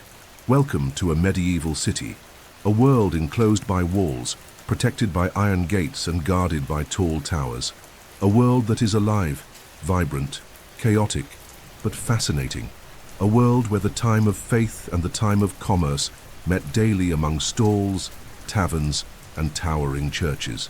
Medieval cities were not large as we know them today. Most were compact, surrounded by stone walls to protect their inhabitants from invasions, bandits, or even the plague. These walls defined more than just physical boundaries. They marked the territory of freedom. Inside them, peasants stopped being serfs and gradually became townspeople. The city was a promise of autonomy, of work, of a new life. That is why there was an old and powerful saying, "The air of the city makes free the one who breathes it." The heart of the city was the central square, where fairs, proclamations, public trials, and political meetings were held. Around the square stood the main church, usually in Romanesque or Gothic style, and often the covered market, the well, the town hall, or the bell tower. Streets radiated from that center like veins pumping life to every corner. The houses were built tightly together, made of wood and stone, with upper floors jutting over the streets. It was common for second floors to nearly touch across the road, creating tunnels of shade where sunlight barely entered. Urban life was noisy. There was the sound of blacksmiths, spinners, fishmongers, children running between barrels, preachers shouting verses, musicians playing lutes on the corners. The smell in turn was strong. There was no sanitation. Waste was dumped into streets or ditches. Animals roamed freely. Butcher shops operated in the open air. Yet even so, cities attracted more and more people. Commerce was the soul of urban growth. Merchants sold cloth, wine, furs, ceramics, metals, dyes, and, especially, Eastern spices, brought through dangerous and expensive routes. Medieval fairs were eagerly awaited events. Cities like Champagne, Bruges, Genoa, Venice, and Cologne became hubs of exchange between north and south, east and west. At these fairs, everything was negotiated. Salt, horses, wheat, perfumes, books, coins, contracts, even marriages. To organize this complexity, guilds emerged, trade associations of artisans and merchants in the same craft. Shoemakers, weavers, bakers, carpenters, dyers. Guilds set prices, product quality, work hours, and training rules. To join, one had to go through a long process, first as an apprentice, then a journeyman, and finally a master, earning the right to a stall, a seal, and a place in the social hierarchy. There were also merchant corporations that organized large caravans and protected the city's economic interests. Life wasn't easy. Cities faced outbreaks of plague, fires, famine, invasions, and revolts, but they also offered opportunities. There were urban schools, libraries, taverns, inns, and rudimentary hospitals, and there was thought. In cafes and fairs, travelers exchanged ideas. Jews, Christians, and Muslims met in some regions. Translators, scribes, teachers, and students populated the urban universities. It was there that the world began to change. Night in the cities was dark. Narrow streets were closed with inner gates. Watchmen lit oil lamps and called out the hours. Thieves, drunkards, and wanderers roamed in the shadows. But in many homes, candles still burned. Mothers rocked children, artisans finished their pieces, merchants counted profits, scholars read by the flickering light of a flame. Medieval cities were the cradle of a new order, of the bourgeoisie, commercial capital, and future revolutions. It was there that the first traces of the modern world were born. And despite their filth, dangerous alleys, and diseases, there was something deeply human in them, the hope of building, with one's own hands, a new life. Now, as your night advances silently, imagine this city sleeping under the starry sky. The bell is silent, the markets are empty, but inside the homes, the dreams go on. Now take a deep breath and imagine a narrow street in some medieval town where rooftops nearly touch and wooden windows open with curiosity. In one of these alleys there is a quiet community, almost invisible to the eyes of the powerful, but full of life. Men with long beards and pointed hats hurry past. Women cover their hair with embroidered scarves. Children run among the stones, speaking languages others do not understand. They are the Jews, and not far from there, outside the city walls, colorful tents shine under the sun. Improvised stoves release fragrant smoke. Someone plays an old violin, while a woman dances barefoot. They are the Roma, peoples who, though present, were often treated as if they did not exist, or as if they were an invisible threat. The Middle Ages were shaped by Christian societies, with the Catholic Church at the center of political, economic, and spiritual life. But even within this rigid structure there was diversity. People of different cultures, languages, and religions lived in the same territories, breathed the same air, ate the same bread. Yet their presence was often tolerated with suspicion, a fragile existence, accepted one day and persecuted the next. Jews were scattered throughout medieval Europe, especially in cities like Toledo, Prague, Mainz, and Venice. They were merchants, doctors, artisans, translators, financiers. In a society where Christianity condemned the practice of usury, charging interest on loans, Jews filled that economic role, which ironically generated even more hostility. They were seen as necessary, but also guilty for practices Christians officially avoided. This contradiction fueled prejudice and absurd accusations, like poisoning wells, desecrating communion hosts, or performing secret rituals with Christian blood. Jewish life was rich and intense. In their neighborhoods, ghettos, there were synagogues, religious schools, markets, and study spaces. The Torah was read, discussed, memorized. Tradition passed from father to son. Sabbaths were sacred. Festivals, such as Passover, Yom Kippur, and Purim, brought color and spirituality. But each century brought new threats: pogroms, expulsions, forced conversions. In some kingdoms, such as England in 1290 and Spain in 1492, Jews were officially expelled. Others were forced to wear special clothing, badges, different hats. The faith that sustained them also isolated them.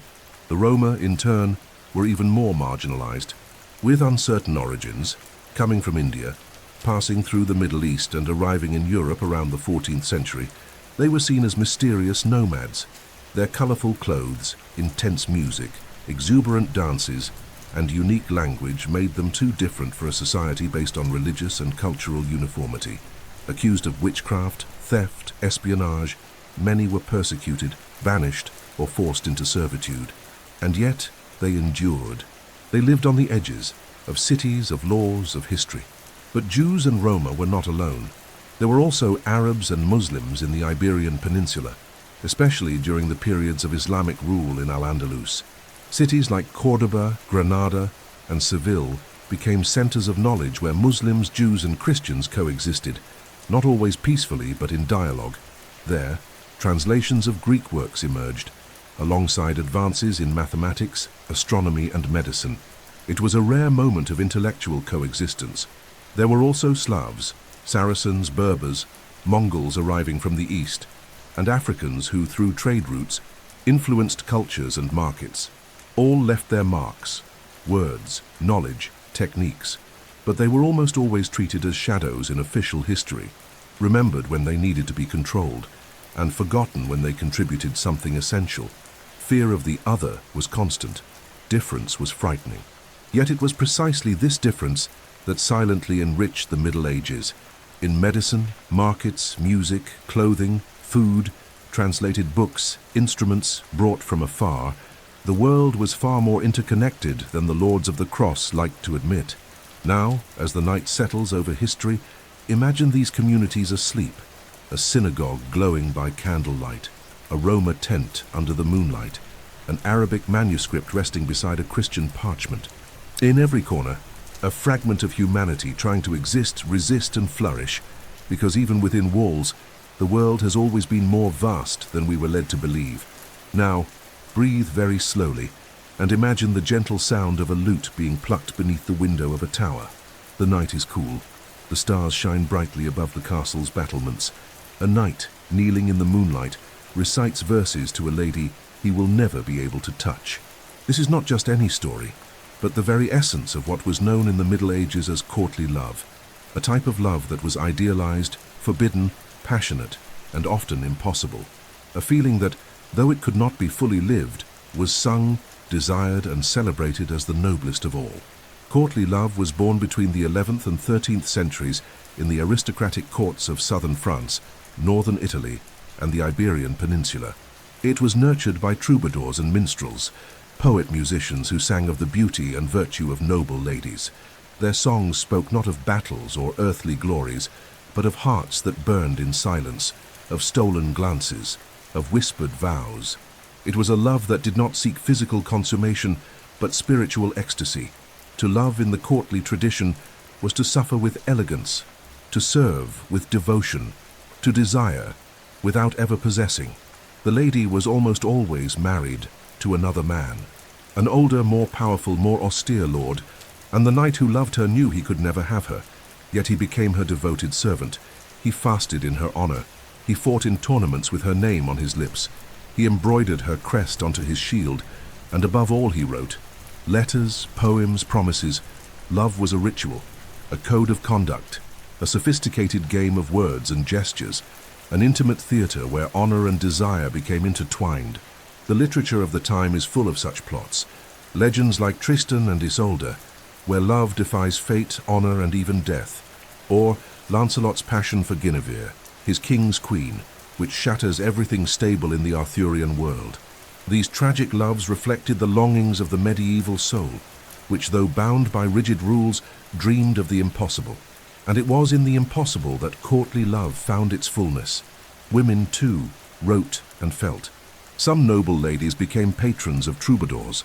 Others composed their own verses. The female figure in courtly love was placed on an almost sacred pedestal, like a pagan saint, an unreachable muse. But that idealization was also a prison. The woman was not free, she was a symbol, and often desired more for what she represented than for who she truly was. Courtly love influenced social behavior. It created etiquette, norms of gentleness, codes of conduct that still echo today. The idea of being a gentleman, of respecting the lady, of winning the heart, has its roots in this ideal. It was the seed of what, centuries later, would be called Romanticism. But it also sparked tensions, because behind the beauty of the verses were harsh realities: arranged marriages, locked women, passions punished by exile or death. Even so, courtly love endured. It crossed borders, centuries, languages. It became a language. And even if it was not lived as in the songs, it was deeply felt in dreams. In the nights when the troubadour wept over absence, in the moments when the lady read a poem in secret, in the sighs kept between veils and armor. Now, as the silence of the early morning surrounds everything, imagine that medieval garden lit by torches. A man sings softly, a woman listens without replying. Neither of them touches the other, but between them, there is something stronger than time. Because courtly love did not live in the flesh, it blossomed in the soul. Now breathe calmly, and imagine yourself before a massive stone fortress built atop a hill from which you can see the entire valley below. Its walls rise like arms that protect and command respect. Flags flutter in the wind, guards patrol the towers. The gates open slowly, creaking under the weight of centuries. We are entering a medieval castle, the ultimate symbol of feudal nobility's power, wealth, and isolation. A world apart, where luxury coexisted with boredom, and appearances concealed silent plots, family intrigues, and a routine marked by repetition, rituals, and long waits.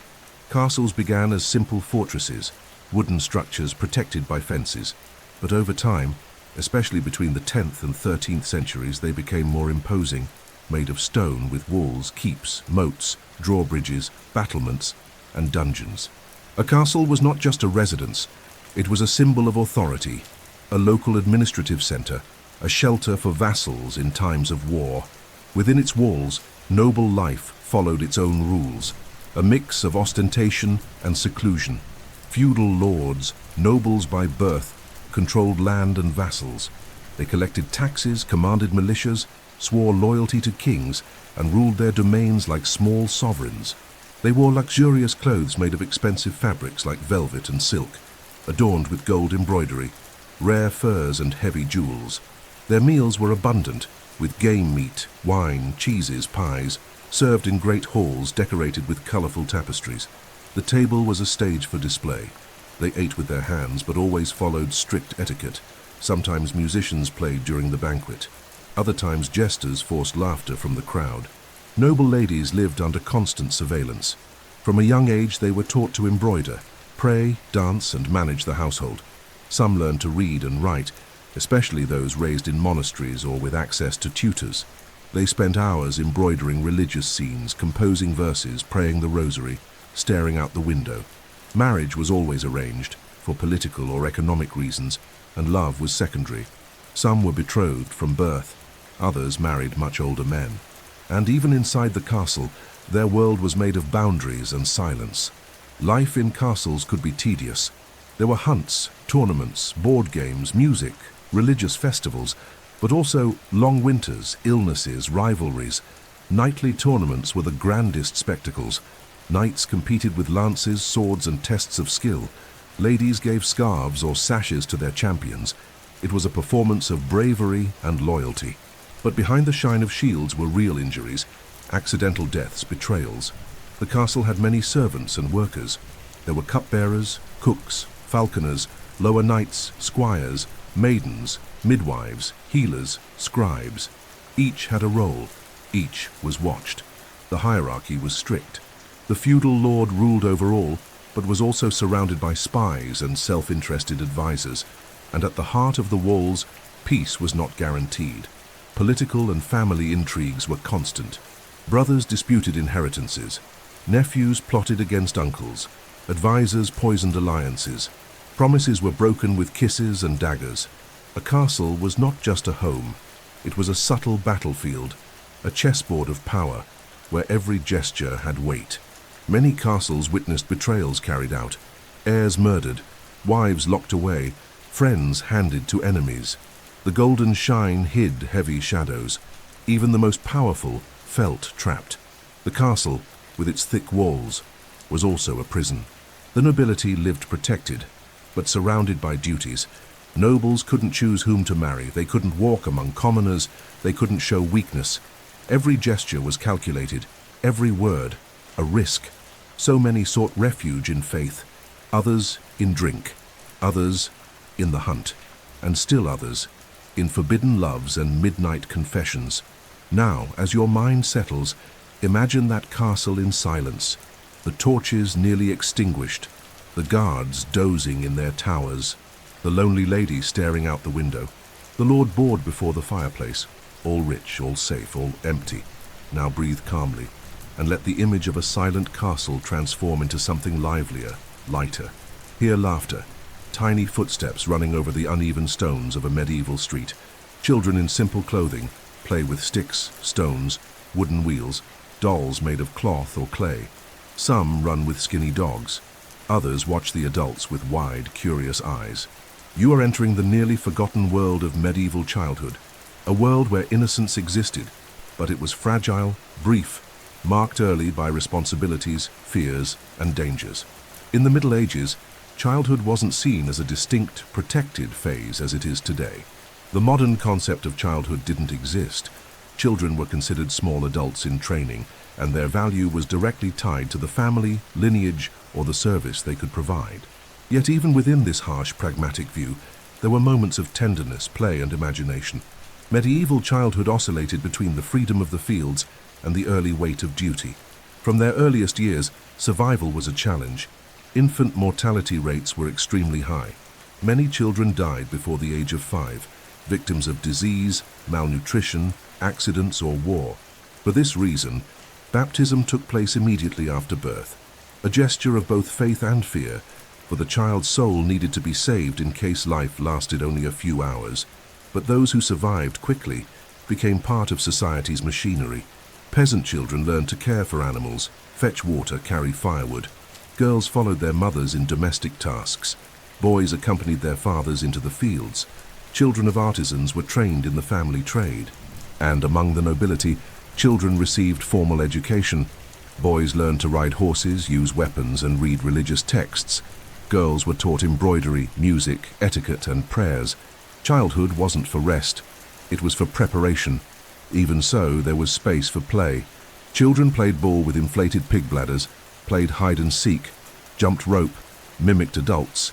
Some had wooden toys, cloth dolls, clay knights. Others made their own toys from rocks, scraps of cloth, feathers, seeds. In larger towns, children watched fairs, puppet shows, and were dazzled by court jesters. On certain religious holidays, such as Christmas or the Feast of the Holy Innocents, there were sweets, small gifts, and stories told by firelight. Formal education was a rare privilege. In villages, almost non-existent. In cities, available to few. In monasteries, boys destined for priesthood learned to read and write in Latin. Some were taught Christian morals, liturgical chants, and text copying. But girls were almost always excluded from written instruction, unless they were noble or became nuns. Education mirrored the social structure, hierarchical, unequal, controlled. Corporal punishment was common, the stick, the paddle, kneeling on grains. Pedagogy was harsh and affection restrained, but this didn't mean love was absent. Mothers protected their children as best they could. Fathers taught with gestures of pride. Older siblings looked after the little ones. And amid all that, friendships emerged, laughter and little secrets kept under trees. Among noble families, childhood lasted slightly longer, but it was equally dictated by fate. Boys were sent as pages to serve in other castles and learn courtly etiquette. Girls were prepared for political marriages from a young age. Sometimes at just 12 or 13 years old, they were already betrothed, and soon after, married. Childhood ended before the body had fully grown. Even so, there were dreams. Nights when a peasant child looked at the stars and imagined dragons, when a blacksmith's son pretended to be a king, when a village girl drew flowers in the mud, because imagination is always stronger than time. And even in the Middle Ages, when everything seemed harsh and inevitable, childhood was still capable of coloring the world, even if only for a moment. Now as you rest, imagine these children sleeping on straw, rustic beds or silk cushions according to their destiny, each one dreaming in their own way, of feasts, horses, fields, mothers, heroes or angels, because even surrounded by disease, war, and duty, childhood, silent and sacred, always found a way to exist. Now close your eyes and feel the deep darkness of the medieval night. The silence is broken only by the distant howl of a wolf and the faint jingling of bells hung on doors to ward off evil spirits. A candle flickers inside a secluded hut where an old woman blows dried leaves over a clay cauldron, whispering words in a forgotten tongue. We are no longer in the realm of official faith. We are in the domain of invisible fear, where reason gives way to superstitions, omens, witches, enchantments, and the darker side of the Middle Ages. Although the Catholic Church controlled doctrine, rituals, and theological thought, the common people lived in another plane, that of popular belief. The religiosity of the peasant, the blacksmith, the midwife, and the shepherd was a complex mixture of Christianity, ancestral traditions, and irrational fears. The presence of evil was perceived everywhere. A failed harvest, a child born with marks, a sudden illness, a strange look. Any of these could be seen as signs of witchcraft or a curse. The world was inhabited not only by angels and saints, but also by demons, spirits, werewolves, vampires, and witches. Superstition filled the gaps left by the unknown, carrying iron amulets, placing herbs behind the door, drawing salt crosses, avoiding certain words, not going out during full moon nights. These were common habits. Omens guided important decisions. If a crow landed on the window, it foretold death. If the candle flickered during prayer, a spirit was near. Childbirth was especially delicate. Women wore blessed ribbons, prayed to specific saints, and removed sharp objects from the room, fearing they might attract evil. And at the center of that fear were the witches, not always called by that name, but often older women, healers, midwives, solitary figures who understood herbs, tides, and the cycles of the moon. In times of peace, they were sought out for advice, teas, and folk remedies. In times of crisis, they were blamed. The fire of ignorance ignited quickly. A rumor, an illness, a misfortune, and someone would be dragged to the square, accused of making a pact with the devil, of flying on broomsticks, of poisoning wells. Even though the official persecution of witches intensified only at the end of the Middle Ages, the more fear of wise women had long been growing. The Inquisition, created in the 13th century to combat heresy, soon began investigating cases of witchcraft. Confessions were extracted under torture. Punishments ranged from public penance to exile, imprisonment, and, in extreme cases, burning at the stake. And most frightening of all, many witches were accused by other women, neighbors, friends, godmothers. Fear spread like disease, and suspicion alone was enough to condemn. There was also fear of the devil, a constant figure in sermons and artwork of the time. Priests warned against temptation, impure dreams, and silent pacts. The devil was depicted with horns, hooves, and a fiery tongue, but also as an invisible presence, capable of entering homes, touching hearts, corrupting thoughts. Stormy nights were seen as spiritual battles. Thunder was a warning, fever, a punishment. Even an eclipse was a sign that something terrible was coming. Even the most educated weren't immune to the fascination with the occult. Alchemists searched for the philosopher's stone. Monks wrote about visions. Knights carried relics into battle. There were grimoires, secret books of magic, and in some regions, witchcraft was so normalized it blurred into medicine or science. The line between sacred and profane was always razor thin, but amid all this there was also sincere faith. Many believed that certain rituals offered protection, that saints intervened, that light could conquer darkness. Church bells rang not only for mass but to repel storms. The stained glass windows of cathedrals were seen as shields against evil, and processions carried sacred images through the streets in hopes of blessings and protection from the unseen. Now, as you rest, imagine that village asleep. The windows are shut tight, candles extinguish one by one, and outside, among the trees, the wind carries whispers only the old ones can understand. Because even among saints' castles and cathedrals, the fear of the invisible always haunted the nights of the Middle Ages. Now take a deep breath and feel the heavy silence that hovered over entire villages. The wind blows through shuttered windows. The streets are empty. The churches are locked. No bells ring. only the muffled sound of crying, of mourning, and of the slow steps of hooded men carrying carts of the dead. This is not a nightmare. It is the real portrait of what became the greatest collective trauma of the Middle Ages, the Black Death. A scourge that shook not only the bodies, but also the faith, hope, and very structure of European civilization. The Black Death arrived in Europe around 1347, likely coming from Asia, carried by rats and or infected fleas aboard merchant ships. Within months, the outbreak spread with terrifying speed, reaching crowded cities, isolated villages, farming lands, monasteries, castles. The disease, now identified as a form of bubonic plague caused by the bacterium Yersinia pestis, manifested through high fevers, vomiting, delirium, and especially sia buboes. Large, dark swellings in the armpits, groin, and neck. Death could come within 2 or 3 days. People didn't understand what was happening. With no knowledge of germs, bacteria, or contagion, the population turned to what they knew: faith, saints, divine punishment. Many believed the plague was a punishment from God for the sins of humanity. Others thought it was the work of the devil, or witches or Jews poisoning wells, which led to massacres and persecution in various regions. The fear was so intense that parents abandoned their children. Friends left each other to die. Priests refused to give last rites. Solidarity gave way to desperation. The impact was devastating. It's estimated that between 1/3 and half of Europe's population died within just a few years. Entire towns disappeared. Fields were left untended. Convents and monasteries watched their monks die one by one. Carts carried piles of corpses covered by white sheets.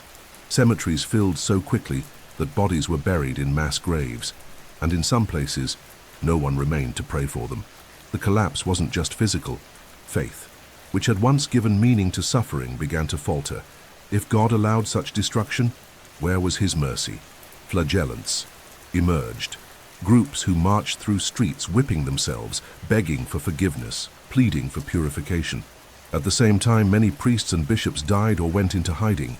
The church, once the protector, now seemed powerless, and this opened space for doubt, unrest, and eventually deep transformations in religious belief. The plague also exposed deep social fractures. The wealthy, whenever possible, fled to the countryside, isolating themselves in fortified homes. The poor, abandoned, died in the cities, but it wasn't only peasants and servants who suffered. Death came for everyone. Kings, queens, merchants, artisans, no one was safe, and that brought about a subtle but powerful change, the awareness that the world's order could collapse overnight. With so many dead, labor became scarce. This gave survivors, especially peasants, more bargaining power. In many places they demanded better wages, refused blind submission to lords, and migrated to cities in search of opportunities. Despite its devastation, the plague accelerated the end of feudalism. It marked the beginning of a new social consciousness. Culture was also deeply affected. The Giat of death began to dominate murals, manuscripts, stained glass. The image of the danse macabre, skeletons dancing with the living, became a symbol of the age. Literature plunged into the grotesque, the symbolic, the dark. The fear of sudden death gave rise to more personal, introspective forms of spirituality. And medicine, though still primitive, began to take its first steps toward more rational explanations. Now, as you rest in safety, imagine that torn Europe, fog covering the villages, the scent of incense trying to mask the smell of death, the sound of bells replaced by silence. But also imagine the survivors, slowly walking out from behind the walls, building new homes, planting new seeds. Because even after the deepest collapse, humanity always finds a way to go on. Now take a deep breath and visualize a sunset over a walled city. The cathedrals still ring their bells. The merchants are closing their stalls in the markets. The landowners finish their speeches in the stone halls. But something has changed in the air. A millennia-old cycle is drawing to a close. The Hun Middle Ages, with all its crosses, castles, songs, and plagues, is slowly making way for a new era. And although the medieval world did not end overnight, its final chapter is being written with blood, ideas, and fire. The end of the Middle Ages is a long and complex process, beginning around the 14th century and intensifying throughout the 15th. Various factors combined, like pieces on a vast historical chessboard, to announce the arrival of the modern age. Among these elements were prolonged wars, economic transformations, the collapse of the feudal order, the rebirth of cities, and the flourishing of new religious, philosophical, and artistic ideas. The 100 Years' War, 1337 to 1453, between France and England, was one of the key transitions. A long and brutal conflict marked by epic battles like Crécy, Poitiers, and Agincourt. Here, primitive firearms, longbows, and new strategies emerged, and above all, the decline of traditional chivalry. The war left devastated fields, destroyed fortresses, and entire populations displaced. But it also strengthened nation-states, as kings centralized power and built distinct national identities. Other conflicts shook the continent: peasant revolts in France and England, civil wars in the Iberian Peninsula, and dynastic feuds that challenged ancient noble lineages. Violence seemed to announce that the old world could no longer sustain itself. Yet, paradoxically, war pushed Europe toward the future. It demanded new taxes, strengthened royal bureaucracies, and accelerated the use of new military technologies. In the economic sphere, the revival of trade and urban growth completely changed the social landscape. The bourgeoisie, merchants, bankers, wealthy artisans, began to rival the nobility. Money began to circulate more intensely. New trade routes opened between the Mediterranean and the Baltic. Currency grew stronger than bartering. With the urban renaissance, universities flourished, ancient knowledge was rediscovered, and books multiplied. The Gutenberg press fuse, created around 1440, changed everything. Before that, books were copied by hand, slow, expensive, and rare. With the printing press, knowledge was democratized. Bibles, treatises, pamphlets, and maps could now circulate quickly. This gave rise to a new way of thinking, more critical, more curious, less dependent on the church's authority. The seed of the Renaissance chaos was already germinating in Florence, Venice, and Rome, where artists, thinkers, and patrons revived the glory of antiquity to imagine a new kind of man, more rational, more beautiful, more free. In religion, the church's authority began to be questioned. Clerical abuses, the sale of indulgences, and the Pope's opulence all generated distrust. Even before Luther, figures like John Wycliffe and Jan Hus preached deep reforms. Though persecuted, their ideas survived. Medieval faith began to give way to a more personal spirituality, centered on direct reading of the Bible, less controlled by rigid institutions. Another milestone in the end of the medieval era was the fall of Constantinople, in 1403, to the Ottoman Empire. This marked the end of the Eastern Roman Empire. At the same time, many Byzantine scholars fled westward, bringing with them Greek manuscripts and ancient knowledge, further fueling the Renaissance spirit. And in 1492, the medieval world received its final blow. Christopher Columbus crossed the Atlantic and discovered a new continent. From that moment on, maps changed. The notion of the world expanded. The Europe-centered Middle Ages gave way to a globalized world. With the New World came metals, foods, diseases, and a new economic order that ultimately ended feudalism. Now, as you rest, imagine the twilight of the Middle Ages like a tapestry being gently folded.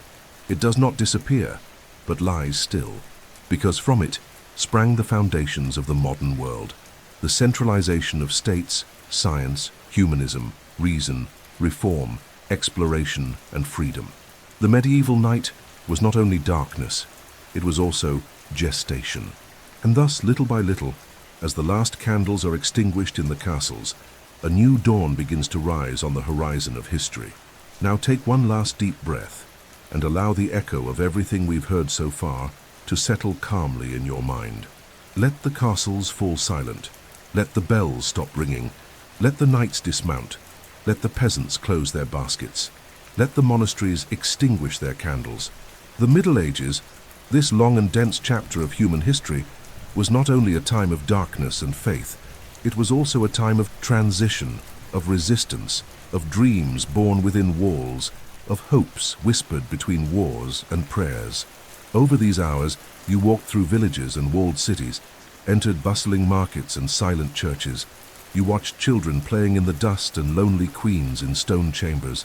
You saw the plague sweep across the fields, heard the troubadours sing their forbidden loves, felt the fear of witches and the weight of the unseen.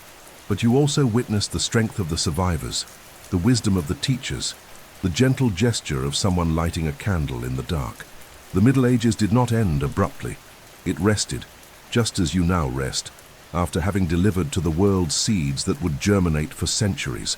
From medieval universities would come modern scientists. From liturgical chants, the foundations of European music. From the markets of free cities, capitalism. From the pain of the plague, the blossoming of medicine. From the crosses on the roadsides, humanism. From the dark nights, the Renaissance mornings. Now all is still. The swords are sheathed, the torches extinguished. The cathedrals still stand, but only as witnesses of a time that will not return. What remains is the soft sound of memory, the murmur of history whispering in our ears, reminding us that everything we are, our words, our gestures, our fears and hopes, was shaped by centuries of silent footsteps. Close your eyes. Let the echoes of the past cradle your sleep, because when time rests, the soul finds peace. Good night, and may the ancient gods of history guard your dreams.